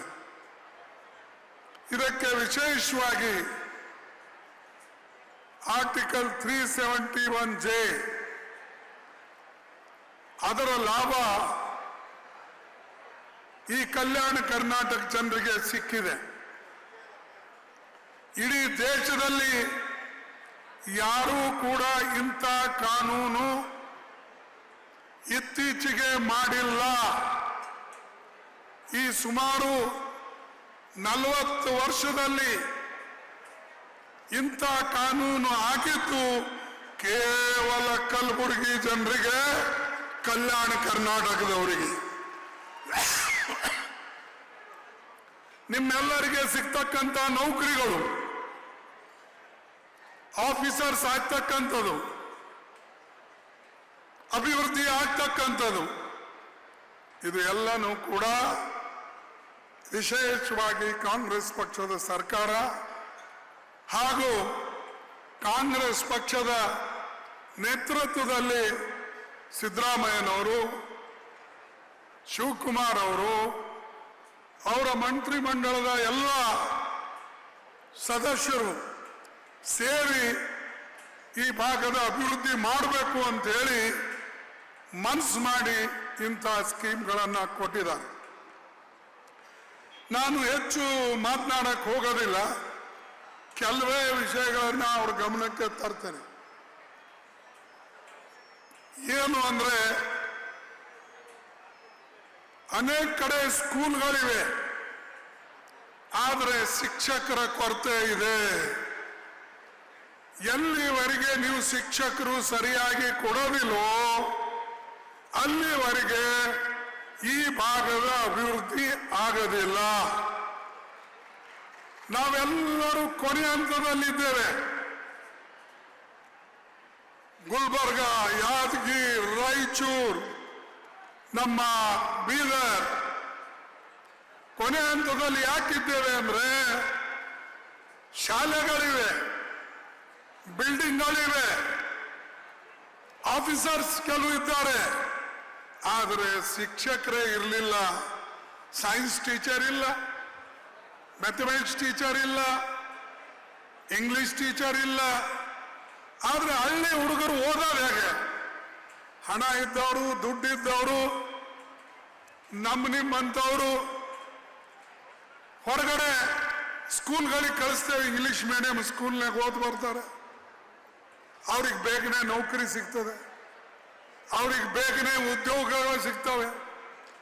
ಆದರೆ ಹಳ್ಳಿಯಲ್ಲಿರ್ತಕ್ಕಂಥ ಜನರ ಮಕ್ಕಳು, ಅತಿ ಬಡವರು, ರೈತರು, ರೈತ ಕಾರ್ಮಿಕರು, ಅವರಿಗೆ, ಅವರ ಮಕ್ಕಳಿಗೆ ತೊಂದರೆ ಆಗ್ತಾ ಇದೆ. ಅದಕ್ಕಾಗಿ ಎಲ್ಲಕ್ಕಿಂತ ಮುಂಚೆ ಮೊದಲು ನೀವು ಈ ಟೀಚರ್ಗಳನ್ನ ಈ ಭಾಗದಲ್ಲಿ ಭರ್ತಿ ಮಾಡ್ತಕ್ಕಂಥದ್ದು ಮಾಡಬೇಕು. ನಾ ಮಧು ಬಂಗಾರಪ್ಪನಿಗೆ ಹೇಳ್ತೇನೆ, ಯಾರಿವನು? ನಾನು ಮಧು ಬಂಗಾರಪ್ಪನವ್ರಿಗೆ ಹೇಳ್ತೀನಿ, ಎಲ್ಲಿದ್ದೀರಿ? ಇಲ್ಲಿದೆ. ಮೊದಲೇ ಇಲ್ಲಿ ಸ್ಕೂಲ್ ಕೊಡೋದಕ್ಕಿಂತಲೂ ಬೇಕಾದ್ರೆ ನೀವು ಗಿಡದ ಕೆಳಗೆ ಓದಿಸಿ, ಅದು ಟೀಚರ್ಗಳು ಬೇಕು. ಟೀಚರ್ ಇಲ್ಲದೆ ಏನೂ ಮಾಡಕ್ಕಿಲ್ಲ. ದಯವಿಟ್ಟು ನೀವು ಒಂದು 10,000 ಟೀಚರ್ ಭರ್ತಿ ಮಾಡೋದಿದ್ರೆ ಮೊದಲ ಕಲ್ಯಾಣ ಕರ್ನಾಟಕದಲ್ಲಿ ಭರ್ತಿ ಮಾಡಿ, ಆಮೇಲೆ ಬೇಕಾದ್ರೆ ಮೈಸೂರು ಕೊಯ್ರಿ, ಆಮೇಲೆ ಮಂಡ್ಯ ಕೊಯ್ರಿ, ಆಮೇಲೆ ಬೆಂಗಳೂರು ಕೊಯ್ರಿ, ಬೇರೆ ಕಡೆ ಒಯ್ರಿ. ಈಗ ಒಂದು ಮಾತು ಹೇಳಿದ್ರು ನಮ್ಮ ಡೆಪ್ಟಿ ಚೀಫ್ ಮಿನಿಸ್ಟರ್, ಏನಂತ, ಈ ಆರ್ಟಿಕಲ್ 371J ಬಂದ್ಮೇಲೆ ಇಲ್ಲೆಲ್ಲ ಹಣ ಬಹಳ ಬರ್ತಾ ಇದೆ. ಅದಕ್ಕಾಗಿ ನನಗನ್ನಿಸ್ತಾ ಇದೆ ನಾನು ಈ ಭಾಗದಾಗ ಹುಟ್ಟಬೇಕಾಗಿತ್ತು, ನನಗೂ ಅಭಿವೃದ್ಧಿ ಸಿಗ್ತಿತ್ತು. ನಮಗೆ ನೀವು ಇಲ್ಲಿ ಹುಟ್ಟೋದು ಬೇಡ, ನಾವು ಅಲ್ಲಿ ಹುಟ್ಟೋದು ಬೇಡ. ನಮಗೆ ಬೇಕಾಗಿದ್ದೇನೆಂದ್ರೆ ಮೈಸೂರು ಮತ್ತು ನಿಮ್ಮ ಕಾನ್ಸ್ಟಿಟ್ಯೂನ್ಸಿ ಹಂಗಿದೆ ಅದೇ ಮಾಡಿ ನಮಗೆ ಬೇರೆ ಬೇಡ. ನಮಗೆ ಸಿಂಗಾಪುರ್ ಬೇಡ, ಲಂಡನ್ ಬೇಡ, ಅಮೆರಿಕ ಬೇಡ. ನಿಮ್ಮ ಮೈಸೂರು ಹೆಂಗಿದೆ, ನಿಮ್ಮ ಕ್ಷೇತ್ರ ಹೆಂಗಿದೆ ಅಷ್ಟು ಮಾಡಿಕೊಡ್ರಪ್ಪ ಸಾಕು. ಅದನ್ನೇ ಆಗ್ತಾ ಇಲ್ಲ ಅಂತ ಹೇಳಿ ನಮಗೆ ನೀವು ವಿಶೇಷ ಲಕ್ಷ್ಯ ಕೊಡಬೇಕು ಅಂತ ಹೇಳಿ ದೇಶದಾಗ ಯಾರೂ ಕೂಡ ಈ ಕಾನೂನು ಮಾಡಿಲ್ಲ. ಸೋನಿಯಾ ಗಾಂಧಿ ಅವರು ನಾನು ಒತ್ತಾಯ ಮಾಡಿ ಅವ್ರಿಗೆ ಕೇಳಿಕೊಂಡು ನಮಗೆ ಮೆಚಾರಿಟಿ ಇರಲಿಲ್ಲ. ಆದರೂ ನಾನು ಎಲ್ಲರ ಮನೆಗೆ ಹೋಗಿ ಒಪ್ಪಿಸಿ ಈ ಕಾನೂನು ತಂದಿದ್ದೇವೆ. ಆ ಕಾನೂನು ಅಡಿಯಲ್ಲಿ ನೀವು ಸವಲತ್ತುಗಳು ಕೊಡಿ. ಮತ್ತು ಯಾವುದೇ ಕಾರ್ಯಕ್ರಮ ಬಂದ್ರೆ ಮೊದಲು ಈ ಕಡೆ ಕೊಡಿ.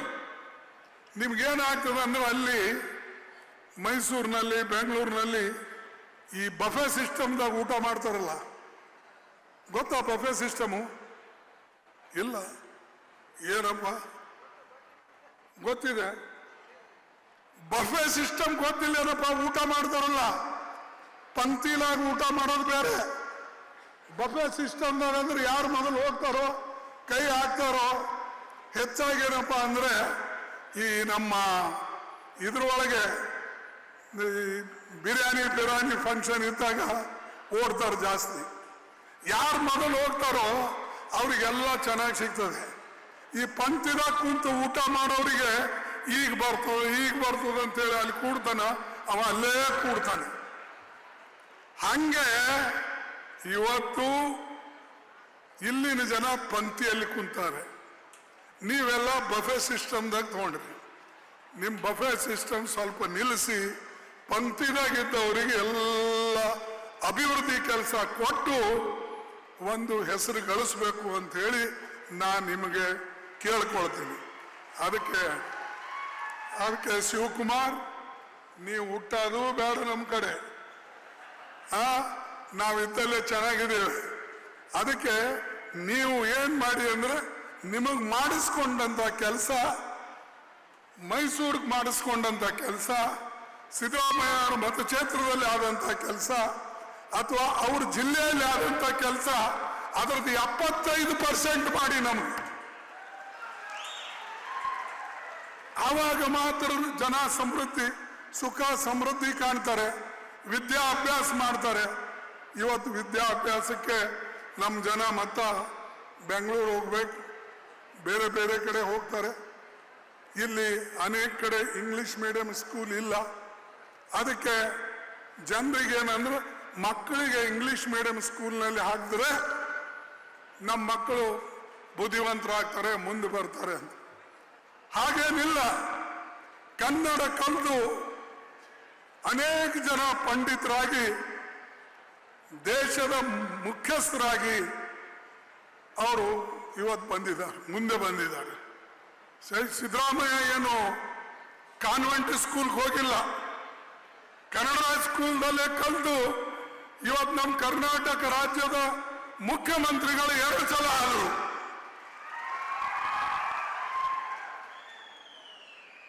ಶಿವಕುಮಾರ್ ಸ್ವಲ್ಪ ಕಾನ್ವೆಂಟು ಸ್ವಲ್ಪ ಕನ್ನಡ ಎರಡೂ ಮಿಕ್ಸ್ ಇವೆ ಒಂದು. ಅದಕ್ಕೆ ದಯವಿಟ್ಟು ಈ ಕಡೆ ಲಕ್ಷ್ಯ ಕೊಡ್ರಿ, ಇಲ್ಲಾದರೆ ತೊಂದರೆ ಆಗ್ತದೆ. ನಾನೇನು ಜನರಿಗೆ ಪ್ರಚೋದನೆ ಮಾಡಕ್ ಬಂದಿಲ್ಲ ಇಲ್ಲಿ ದಿಲ್ಲಿಯಿಂದ. ನಾನು ಜನರ ಪರವಾಗಿ ನಿಮ್ಮನ್ನ ಮನವಿ ಮಾಡ್ಕೊಳ್ಳಕ್ ಬಂದಿದ್ದೇನೆ ಹೊರತಾಗಿ ಪ್ರಚೋದನೆ ಮಾಡಕ್ಕೆ. ವಿಶೇಷವಾಗಿ ಬಂಧುಗಳೇ, ಇದು ಒಂದು ಹಂತ. ಈ ಭಾಗದಲ್ಲಿ ಏನಾಗಬೇಕು ಏನಿಲ್ಲ ಅವ್ರ ಬಳಿ ಎಲ್ಲ ಒಳ್ಳೆ ಮ್ಯಾಪ್ ಇದೆ, ಒಳ್ಳೆ ಸ್ಕೀಮ್ಗಳಿವೆ, ಅವರು ಮಾಡ್ತಾರೆ ಅಂತ ಹೇಳಿ ನಾನು ನಂಬಿದ್ದೇನೆ. ಎರಡನೇದು, ನನಗೆ ಬಹಳ ಇವತ್ತು ದುಃಖ ಆಗಿದ್ದು ಕೇಂದ್ರ ಸರ್ಕಾರ ಮನ್ರೇಗಾ ಯೋಜನೆ ತೆಗೆದು ಇವತ್ತು ಯಾವುದೋ ಜಿ ರಾಮಜಿ ಅಂತ, ಅರೆ ಯಾವ ರಾಮಜಿಯಪ್ಪ ಜಿ ರಾಮಜಿ? ನಮ್ಮ ಕಡೆ ಶರಣೋ ಶರಣ ಅಂತಾರೋ ಇಲ್ಲ. ಈ ಜಿ ರಾಮಜಿ ಅಂತ ತಂದು ಬಡವರ ಅಧಿಕಾರವನ್ನ ಹಕ್ಕುಗಳನ್ನ ಮೊಟಕುಗೊಳಿಸೋಕೆ ಮೋದಿ ಅವರು ಮಾಡದಂತ ಇದು ಒಂದು ದೊಡ್ಡ ತಪ್ಪು ಅನ್ನತಕ್ಕಂಥ ಮಾತನ್ನ ನಾನು ಹೇಳಕ್ಕೆ ಇಲ್ಲಿ ನಿಂತಿದ್ದೇನೆ. ಅರೆ ಏನು ಬಡವರಿಗಾಗಿ, ಏನು ಬಡವರು ಬ್ಯಾಸಗಿ ಕಾಲಲ್ಲಿ ಯಾವಾಗ ಸುಗ್ಗಿ ಇರೋದಿಲ್ಲ ಅಥವಾ ಯಾವಾಗ ಕೆಲಸ ಸಿಗೋದಿಲ್ಲ, ಆ ಸಂದರ್ಭದಲ್ಲಿ ನರೇಗಾ ಯೋಜನೆ ಇರಲಿ ಅಂತ ಹೇಳಿ ಸೋನಿಯಾ ಗಾಂಧಿ ಅವರು ಕಾನೂನು ತಂದು ನಮ್ಮ ಮನಮೋಹನ್ ಸಿಂಗ್ ಅವರು ಅದ ಆಚರಣೆಯಲ್ಲಿ ತಂದು ಇವತ್ತು ಬಡವರ ಹೊಟ್ಟೆಯನ್ನ ತುಂಬಿಸಕ್ಕೆ ಅವರು ಪ್ರಯತ್ನ ಮಾಡಿದ್ರೆ ಅವರ ಹೊಟ್ಟೆ ಮೇಲೆ ಹೊಡಿತಕ್ಕಂತ ಕೆಲಸ ಮೋದಿ ಮಾಡಿದ್ದಾರೆ. ಇಂಥವ್ರು ಬಡವರ ಬಗ್ಗೆ ಮಾತಾಡ್ತಾರೆ, ನೀವೆಲ್ಲ ಕೈ ಕುಟ್ಕೊಂಡು ಕುಂತೀರಿ. ಎಲ್ಲಿ ನಾನು ನೋಡಿಲ್ಲ, ಯಾವ ರಸ್ತೆ ಮೇಲೂ ಕೂಡ ಪ್ರತಿಭಟನೆ ಇಲ್ಲ, ಯಾವ ಲೀಡರ್ಸು ಪ್ರತಿಭಟನೆ ಮಾಡಲ್ಲ, ಯಾವ ನಾಯಕರು ಇದ್ರ ಬಗ್ಗೆ ಹೇಳಿಕೆ ಕೊಡಲ್ಲ. ಅಂದ್ರೆ ಅದರ ಅರ್ಥ ನಿಮ್ಮ ಹೊಟ್ಟೆ ತುಂಬಿದೇನಾ? ಅರೆ ಅತಿ ಬಡವರಿಗ್ರಿ ಅದು ಸಾಲವಿಲ್ಲ ಅಂತ ಹೇಳಿ ಕರ್ನಾಟಕ ಸರ್ಕಾರ ಮತ್ತೆ 5 kg ಹೆಚ್ಚಿಗೆ ಕೊಟ್ಟು 5-10 ಹೆಚ್ಚಿಗೆ ಕೊಟ್ಟು ಈ ಕೆಲಸ ಅನ್ನಭಾಗ್ಯದ ಕೆಲಸ ಒಂದು ಮಾಡ್ತು. ಅಂದ್ರೆ ನಾವೇನು ಗ್ಯಾರಂಟಿಗಳು ಮಾಡಿದ್ದೇವೆ, ಆ ಗ್ಯಾರಂಟಿಗಳು ಸಂವಿಧಾನ ಪ್ರಕಾರ ಡಾಕ್ಟರ್ ಬಾಬಾ ಸಾಹೇಬ್ ಅಂಬೇಡ್ಕರ್ ಅವರು ಡೈರೆಕ್ಟಿವ್ ಪ್ರಿನ್ಸಿಪಲ್ಸ್ ಅಂತ ಹೇಳಿ ಸಂವಿಧಾನದಾಗ ಏನು ಹಾಕಿದ್ರು, ಅದರಲ್ಲಿ ಹೇಳಿದ್ದಾರೆ ಬಡವರಿಗೆ ಇಂತಿಂತ ಕಾರ್ಯಕ್ರಮಗಳು ಆಗಬೇಕು. ಆ ಕಾರ್ಯಕ್ರಮಗಳನ್ನೇ ಸೋನಿಯಾ ಗಾಂಧಿ ಮನಮೋಹನ್ ಸಿಂಗ್ ಅವರು ಆಚರಣೆಯಲ್ಲಿ ತಂದರು. ನರೇಗಾ ತಂದರು, ಆಮೇಲೆ ಆರ್ ಭದ್ರತೆ ಕಾನೂನು ತಂದರು, ಸ್ಕೂಲ್ಗಳಿಗೆ ಕಡ್ಡಾಯವಾದಂತಹ ಸ್ಕೂಲ್ಗಳಾಗಬೇಕು, ಹೆಲ್ತ್ ಪ್ರೋಗ್ರಾಮ್ ತಂದರು. ಇವೆಲ್ಲ ನಾವು ತಂದು ಜನರ ಅಧಿಕಾರವನ್ನ ಅವರಿಗೆ ಅಧಿಕಾರ ಕೊಟ್ಟು ಅವರಿಗೆ ಮಜಬೂತ್ ಮಾಡ್ಬೇಕಂದ್ರೆ ಮೋದಿ ಅವರು ಇವತ್ತು ಆದಷ್ಟು ಕಸ್ಕೊಂಡು ತಿಂತಾ ಇದ್ದಾರೆ. ಇದಕ್ಕೆ ಹುಷಾರಾಗಿರ್ಬೇಕು. ನೀವು ಯಾವುದೇ ಪ್ರಸಂಗ ಬರಲಿ, ನೀವು ಯುದ್ಧಕ್ಕೆ ತಯಾರಾಗಬೇಕು, ಇದನ್ನ ಉಳಿಸಕ್ಕೆ ತಯಾರಾಗಬೇಕು. ಈ ಕಾನೂನನ್ನ ಉಳಿಸಿ ದೇಶದ ಬಡ ಜನರ ಹಿತಕ್ಕಾಗಿ ನೀವು ಹೋರಾಟ ಮಾಡಬೇಕು ಅಂತ ಹೇಳಿ ನಿಮ್ಮಲ್ಲಿ ನಾನು ಕೈ ಜೋಡಿಸಿ ಕೇಳ್ಕೊಳ್ತೇನೆ. ಬಂಧುಗಳೇ, ಒಂದು ಕಾನೂನು ಇವತ್ತು ಕೇಂದ್ರ ಸರ್ಕಾರ ತೆಗೆದು ಹಾಕ್ತಾ ಇದೆ. ಮೊದಲು ನಿಮ್ಗೆ ಗೊತ್ತಿದೆ 90% ಕೇಂದ್ರ ಸರ್ಕಾರ ಕೊಡ್ತಿತ್ತು ನಮ್ಮ ಕಾಲದಲ್ಲಿ, ಈಗ 10% ರಾಜ್ಯ ಸರ್ಕಾರ ಕೊಡ್ತಿತ್ತು. ಈಗ ಮೋದಿ ಅವರು ಮಾಡಿದ್ದು 60% ಕೇಂದ್ರ ಸರ್ಕಾರ, 40% ರಾಜ್ಯ ಸರ್ಕಾರ. ಇದು ಯಾವ ನ್ಯಾಯ ರೀ? ಅಂದ್ರೆ 40% ದುಡ್ಡು ಈಗ ಕರ್ನಾಟಕ ರಾಜ್ಯದ ಕಾಂಗ್ರೆಸ್ ಪಕ್ಷದ ಸರ್ಕಾರ, ಸಿದ್ದರಾಮಯ್ಯನವರು, ಇವರು ಕ್ಯಾಬಿನೆಟ್ ಮಂತ್ರಿ ಎಲ್ಲರೂ ಸೇರಿ 40% ಭರ್ತಿ ಮಾಡಬೇಕು. ಅಂದ್ರೆ ಮೊದಲಿನ ಸರ್ಕಾರ ಸರಿ ಇತ್ತೋ, ಆ ಪ್ರೋಗ್ರಾಮ್ ಸರಿನೋ, ಈ ಪ್ರೋಗ್ರಾಮ್ ಸರಿನೋ? ನೀವು ಹೇಳಿ. ನಿಮಗಿದು ಗೊತ್ತಾಗೋದಿಲ್ಲ. ಯಾಕಂದ್ರೆ ಬಹಳ ಕಷ್ಟಪಟ್ಟು ನಾವೆಲ್ಲ ತಂದು ಕೊಟ್ಟಿದ್ದೇವೆ. ಬಹಳ ಜನರಿಗೆ ಇದ್ರ ಬಗ್ಗೆ ಆಸಕ್ತಿ ಇಲ್ಲ. ಅದೇ ರೀತಿಯಾಗಿ ಆಹಾರ ಧಾನ್ಯದ ಬಗ್ಗೆ ನಾನು ನಿಮಗೊಂದು ಮಾತು ಹೇಳ್ತೇನೆ. ಮೋದಿ ಅವರಿಗೆ ಅದು ಒಂದೇ ಮಾಡಿಲ್ಲ. ಈ ಬರೇ 60-40 ಇದು ಒಂದೇ ಅಲ್ಲ. ಅವ್ರು ಇನ್ನೇನ್ ಮಾಡಿದ್ದಾರೆ, ಮೊದಲೇನಿತ್ತು, ಯಾವ್ಯಾವ ಪಂಚಾಯತ್ನಲ್ಲಿ ಕೆಲಸಗಳನ್ನ ತಗೊಳ್ಬೇಕು ಆ ಕೆಲಸನ ಅಲ್ಲಿನ ಪಂಚಾಯತಿದವರು ಆಯ್ಕೆ ಮಾಡ್ತಿದ್ರು, ಅವ್ರು ಆರಿಸ್ತಿದ್ರು. ಆ ಕೆಲಸಗಳನ್ನು ತೆಗೆದುಕೊಂಡದ್ದು ಜಿಲ್ಲಾ ಪಂಚಾಯತ್, ತಾಲೂಕಾ ಪಂಚಾಯತ್, ಗ್ರಾಮ ಪಂಚಾಯತ್ ಮಾಡ್ತಿದ್ರು. ಈಗ ಕೇಂದ್ರದಿಂದ ಡೈರೆಕ್ಷನ್ ಕೊಡ್ತಾರೆ, ನೀವು ಯಾವ ಕೆಲಸ ಮಾಡಬೇಕು, ಯಾವ ಕೆಲಸ ಮಾಡಬಾರ್ದು. ಅಂದ್ರೆ ನಮ್ಮ ಸ್ವಾತಂತ್ರ್ಯನೂ ಕಳ್ಕೊಂಡೇವೆ ನಾವು. ನಮಗೇನು ಸಿಗಬೇಕಾಗಿತ್ತು, ನಾವೇನು ಇಂಥ ಪಂಚಾಯತಿಗೆ ಬಾವಿ ತೋಡ್ಬೇಕು, ಇಂಥ ಪಂಚಾಯತಿಗೆ ಸ್ಕೂಲ್ ಮಾಡಬೇಕು, ಇಂಥ ಪಂಚಾಯತಿಗೆ ಕಮ್ಯುನಿಟಿ ಹಾಲ್ ಮಾಡ, ಈ ಹಕ್ಕನ್ನ ಆರಿಸ್ತಕ್ಕಂಥದ್ದು ನಮ್ಮದಾಗಿತ್ತು, ಪಂಚಾಯತ್ ಅವ್ರದ್ದು. ಈಗ ಅದನ್ನ ತೆಗೆದುಕೊಂಡು ಮೋದಿ ಅಲ್ಲಿಂದ ಆರ್ಡರ್ ಕೊಡ್ತಾರೆ ಡೆಲ್ಲಿಯಿಂದ. ಆವಾಗ ಮಾತ್ರ ಇಲ್ಲಿ ಯಾವ ಪಂಚಾಯತ್ ಯಾವ ಜಿಲ್ಲೆಯಲ್ಲಿ ಯಾವ ಕೆಲಸ ತಗೊಳ್ಬೇಕು ಅಂತಕ್ಕಂಥದ್ದು ಅವರು ಹೇಳ್ತಾರೆ. ಇದು ಬೇಕಾ ನಿಮಗೆ?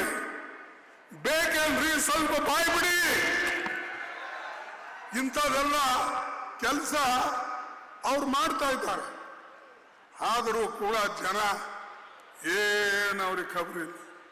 ಇಲ್ಲಿ ನಿಂಬಲ್ಲಿ ಸಾವಿರಾರು ಕೋಟಿ ರೂಪಾಯಿ ನಮ್ಮ ರಾಜ್ಯಕ್ಕೆ ಬರ್ತಿತ್ತು, ಅದು ಕಸ್ಕೊಂಡು ಬಿಟ್ಟ. ಮತ್ತು ಇದು ಅಲ್ಲದೆ ನಮ್ಮ ಹೆಣ್ಣು ಮಕ್ಕಳು ಏನು ಹಳ್ಳಿಗಳಲ್ಲಿ ಕೆಲಸ ಮಾಡ್ತಿದ್ರು, ಆ ಕೆಲಸನೂ ಕೂಡ ನಿಲ್ಲಿಸ್ತಕ್ಕಂಥದ್ದು ಮಾಡು. ಒಂದಲ್ಲ ಎರಡಲ್ಲ, ಇಂಥವು ಅನೇಕ ಮಾಡ್ತಾ ಇದ್ದಾರೆ. ಮತ್ತಿದು ನೀವೇನು ಪುಕ್ಸಟೆ ಕೊಡಲ್ಲ. ಬಾಬಾ ಸಾಹೇಬ್ ಅಂಬೇಡ್ಕರ್ ಅವರು ಬರೆದಂತ ಸಂವಿಧಾನದಲ್ಲಿ ಆರ್ಟಿಕಲ್ 41 ಅದರಲ್ಲಿ ನಮೂದು ಮಾಡಿದೆ, ಬಡವರಿಗಾಗಿ ಇಂಥ ಕೆಲಸಗಳು ಮಾಡಬೇಕು ಅಂತ ಹೇಳಿ. ಅದರ ಪ್ರಕಾರ ಇವತ್ತು ಜವಾಹರ್ಲಾಲ್ ನೆಹರು ಅವರು ಹೇಳಿದ ಪ್ರಕಾರ, ಅಂಬೇಡ್ಕರ್ ಅವರು ಹೇಳಿದ ಪ್ರಕಾರ ಈ ಕೆಲಸಗಳು ನಡೆದಿವೆ. ನೀವೇನು ಮಾಡಿಲ್ಲ, ನಿಮ್ಮದೇನು ಉಪಕಾರ ಇಲ್ಲ. ಆದರೆ ತುಳಿತಕ್ಕಂಥ ಕೆಲಸ ಮೋದಿ ಅವರು ಅವ್ರ ಸರ್ಕಾರ ಮಾಡ್ತಾ ಇದೆ. ಇವತ್ತಿಲ್ಲ ನಾಳೆ ಅವರು ಪಶ್ಚಾತ್ತಾಪ ಪಡಿಬೇಕಾಗ್ತದೆ. ಅದೇ ರೀತಿಯಾಗಿ ರೈತರ ಕಾನೂನು, ಕೆಟ್ಟ ಕಾನೂನುಗಳು 3 ತಂದ್ರು. ಆ ಕೆಟ್ಟ ಕಾನೂನು ನೀವು ತರಬೇಡಿ ಅಂತ ನಾವು ಹೇಳಿದ್ದೇವೆ, ಅವಾಗ ಕೇಳಲಿಲ್ಲ. ಕೊನೆಗೆ ಜನ ಎಲ್ಲ ಎಂಪಿಗಳು ರೈತರು ಎಲ್ಲರೂ ದಂಗೆ ಎದ್ದ ಮೇಲೆ 700 ಜನ ಸತ್ತ ಮೇಲೆ ಮೋದಿ ಎಚ್ಚರಾಗಿ ಈಗ ಅದು ವಾಪಸ್ ತಗೊಂಡ್ರು. ಇದೇ ಪರಿಸ್ಥಿತಿ ಮನ್ರೇಗಾ ಕಾನೂನ್ಗೂ ಬರ್ತದೆ. ಅದಕ್ಕಾಗಿ ನಾನು ಹೇಳ್ತೇನೆ, ಮೋದಿ ಅವರೇ ಬೇಗನೆ ಈ ಕಾನೂನು ವಾಪಸ್ ತಗೊಳ್ಳಿ, ಜನರಿಗೆ ಅವರಿಗೆಲ್ಲರಿಗೆ ಕೂಡ ಯಥಾ ಪ್ರಕಾರ ನೀವು ಕೆಲಸ ಕೊಡಿ ಅಂತ ಹೇಳಿ ನಾನು ಇವತ್ತು ವಿಶೇಷವಾಗಿ ನಿಮ್ಮ ಮುಂದೆ ಇಡ್ತೇನೆ. ಇನ್ನೊಂದು ಮಾತು ನಿಮ್ಗೆ ಹೇಳಬೇಕಾಗಿದ್ರೆ, ಈ ಮೋದಿ ಸರ್ಕಾರ ಬಂದ ಮೇಲೆ ಬಡವರ ಮೇಲೆ ಹೆಚ್ಚಿನ ಪ್ರಹಾರ ಆಗ್ತಾ ಇದೆ. ನಾ ಏನಾರ ಹೇಳಿದ್ರೆ ನೀವು ನಗ್ತೀರಿ, ಇಲ್ಲ ನಾ ಹೊರಗೆ ಹೋದ್ಮೇಲೆ ನೀವು ನನಗೆ ಬೈತೀರೋ ಏನೋ ಗೊತ್ತಿಲ್ಲ. ಮೋದಿ ಅವ್ರು ಏನ್ ಮಾಡ್ಲತ್ತಾರ, ಬಡವರಿಗಾಗಿ ಯಾವ ಕಾರ್ಖಾನೆಗಳು ತಂದಾರ ಹೇಳಿ? ನೆಹರು ಅವರು ಇದ್ದಾಗ ದೊಡ್ಡ ದೊಡ್ಡ HMT, HAL, PEL, BHEL, ದೊಡ್ಡ ದೊಡ್ಡ ರೈಲ್ವೆ ಪ್ರಾಜೆಕ್ಟ್, ನೀರಾವರಿ ಪ್ರಾಜೆಕ್ಟ್, ಹಾಲಿನ ಪ್ರಾಜೆಕ್ಟ್ ಇವೆಲ್ಲ ತಂದ್ರು. ಮೋದಿ ಅವ್ರು ಏನ್ ಮಾಡಿದ್ರು, ಎಲ್ಲ ಹಳೆ ಗುಡಿ ಗುಂಡಾರ್ಗಳಿಗೆ ಅಡ್ಡಿ ಆಗ್ಲಕ್ಕ. ಒಂದ್ ಕಡೆ ಹೋಗಿ ಗಂಟಿ ಬಾರಿಸ್ತಾನೆ, ಒಂದ್ ಕಡೆ ಹೋಗಿ ಪುಡ್ಕುಡ್ಕೆರವರು ಇದು ಹೆಂಗ್ ಬಾರಿಸ್ತಾರ ಅದು ಬಾರಿಸ್ತಾರೆ. ಅರೆ, ಯಾವುದೇ ಒಂದು ದೇವರು ಪ್ರಸನ್ನ ಆಗ್ಬೇಕಾದ್ರೆ ನಿಮ್ಮ ಕೆಲಸದಲ್ಲಿಂದ ಪ್ರಸನ್ನ ಆಗ್ತಾನೆ ಹೊರತಾಗಿ ನಿಮ್ಮ ಬುಡ್ಬುಡ್ಕೆರವಂಗೆ ನೀವು ಬಾರಿಸಿದ್ರೆ ಅದರಿಂದ ಪ್ರಸನ್ನ ಆಗಲ್ಲ. ಅದರಿಂದ ದೇವರು ಪ್ರಸನ್ನ ಆಗ್ತಾರ? ಬಸವಣ್ಣನವ್ರು ಹೇಳ್ದಂಗೆ ಕಾಯಕವೇ ಕೈಲಾಸ. ನೀವು ಕಾಯಕ ಮಾಡಿದ್ರೆ ತಾನೇ ನಿಮಗೆ ಕೈಲಾಸ ಸಿಗ್ಬೇಕು. ನೀವು ಮುಂಜಾನೆ ಸಂಜೆ ತಾನೆ ಹಿಂಗಾಗಿ ಯಾವ್ದದು ಈ ಕಡೆ ಒಂದು ಗೇರುವ ಒಂದು ಇದು ಹಾಕ್ತೀರಿ, ಈ ಕಡೆ ಒಂದು ಉಪಯೋಗ ಮಾಡ್ಕೊಂಡು ಜನರಿಗೆ ತೋರ್ಸಕ್ಕೆ ಎಲ್ಲ ಕಡೆ ಅಡ್ಡಾಡಿ ಹೇಳಕ್ಕೆ. ಆ ಸಂವಿಧಾನ ಇತ್ತಂದ್ರೆ ಅದಕ್ಕೆ ತಲೆ ಬಾಗಿಸೋದು, ಅದೇ ಸಂವಿಧಾನ ಕೊಲೆನೂ ಮಾಡೋದು. ಅದಕ್ಕೆ ಇಂಥ ಜನರ ಸಹವಾಸ ನಮಗೆ ಸಿಕ್ಕಿದೆ. ಅದಕ್ಕೆ ನಾನು ಒಂದು ಮಾತು ನಿಮಗೆ ಹೇಳ್ತೇನೆ, ಎಲ್ಲಿವರೆಗೆ ನೀವು ಒಕ್ಕಟ್ಟಾಗಿ ಈ ಜನರಿಗೆ ಬುದ್ಧಿ ಕಲಿಸಂಗಿಲ್ಲ ಅಲ್ಲಿವರೆಗೆ ಎಲ್ಲ ಕಾನೂನುಗಳು ದೇಶದ ಸಂವಿಧಾನವನ್ನು ಹೋಗ್ಬಿಡ್ತದೆ ಅಂತಕ್ಕಂಥದ್ದನ್ನು ನಾನು ಹೇಳಕ್ಕೆ ಇಚ್ಛೆ ಪಡ್ತಾ ಇದ್ದೇನೆ. ಕೊನೆಯದಾಗಿ ನಿಮಗೆ ಹೇಳ್ತೀನಿ, ಬಹಳ ಜನರಿಗೆ ಇನ್ನೂ ಇದ್ರ ಪೆಟ್ಟು ಬಿದ್ದಿಲ್ಲ ಅವರ ಮಾಡ್ತಕ್ಕಂಥ ಕೆಲಸ. ಸಂವಿಧಾನ ಹೋಯ್ತು ಈ ದೇಶದಲ್ಲಿ, ನಿಮಗೆ ಮಾತಾಡಕ್ಕೆ ಅವಕಾಶ ಮಾಡಿಕೊಡೋದಿಲ್ಲ ಮೋದಿ.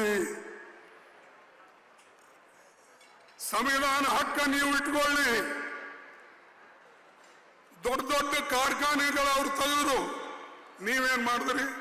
ಒಂದು ಕಾರ್ಖಾನೆ ಇಲ್ಲ. ಬಡ ದೇವರ ಹೆಸರ ಮೇಲೆ ಲೂಟಿ, ಧರ್ಮದ ಹೆಸರ ಮೇಲೆ ಲೂಟಿ. ಅರೆ ಧರ್ಮಗಳು ದೇವರುಗಳು ಜನರ ಕಲ್ಯಾಣಕ್ಕಾಗಿ ಹುಟ್ಟಿದ್ದಾರೆ, ಮನುಷ್ಯನ ಕಲ್ಯಾಣಕ್ಕಾಗಿ ಇವೆ. ಆದ್ರೆ ಇವನು ಅದ್ರ ಹೆಸರಿನ ಮೇಲೆ ಓಟ್ ಕಳಿಸೋದು, ವೋಟಿಂಗ್ ಸಲುವಾಗಿ ರಾಮ ಮಂದಿರ ಕಟ್ಟಿದ್ದೇನೆ ಅಂತ ಹೇಳೋದು. ವೋಟಿಂಗ್ಗೋಸ್ಕರ ಸೋಮನಾಥ್ ಮಂದಿರಿಗೆ 1000 ವರ್ಷ ಆಯ್ತಂತ. ಈಗ 500 ವರ್ಷಕ್ಕೆ ಯಾಕಪ್ಪ ನಿಮ್ಗೆ ನೆನಪು ಬರಲಿಲ್ಲ? 600 ವರ್ಷಕ್ಕೆ ಯಾಕೆ ಬರಲಿಲ್ಲ? 700 ವರ್ಷಕ್ಕೆ ನೀವು ಯಾಕೆ ಬರಲಿಲ್ಲ? 800 ವರ್ಷಕ್ಕೆ ಯಾಕೆ ಬರಲಿಲ್ಲ? 900 ವರ್ಷಕ್ಕೆ ಯಾಕೆ ಬರಲಿಲ್ಲ? ಇತ್ತೀಚೆಗೆ ಯಾಕೆ ಬರಲಿಲ್ಲ? ಈಗ ಯಾಕಂದ್ರೆ ಬರ್ತಕ್ಕಂಥ ಚುನಾವಣೆಗಳಲ್ಲಿ ಅದು ಆಸಾಂ ಇರಬಹುದು, ವೆಸ್ಟ್ ಬೆಂಗಾಲ್ ಇರಬಹುದು, ಅದು ತಮಿಳುನಾಡು ಇರಬಹುದು, ಆಮೇಲೆ ನಮ್ಮ ಪಾಂಡಿಚೇರಿ ಇರಬಹುದು.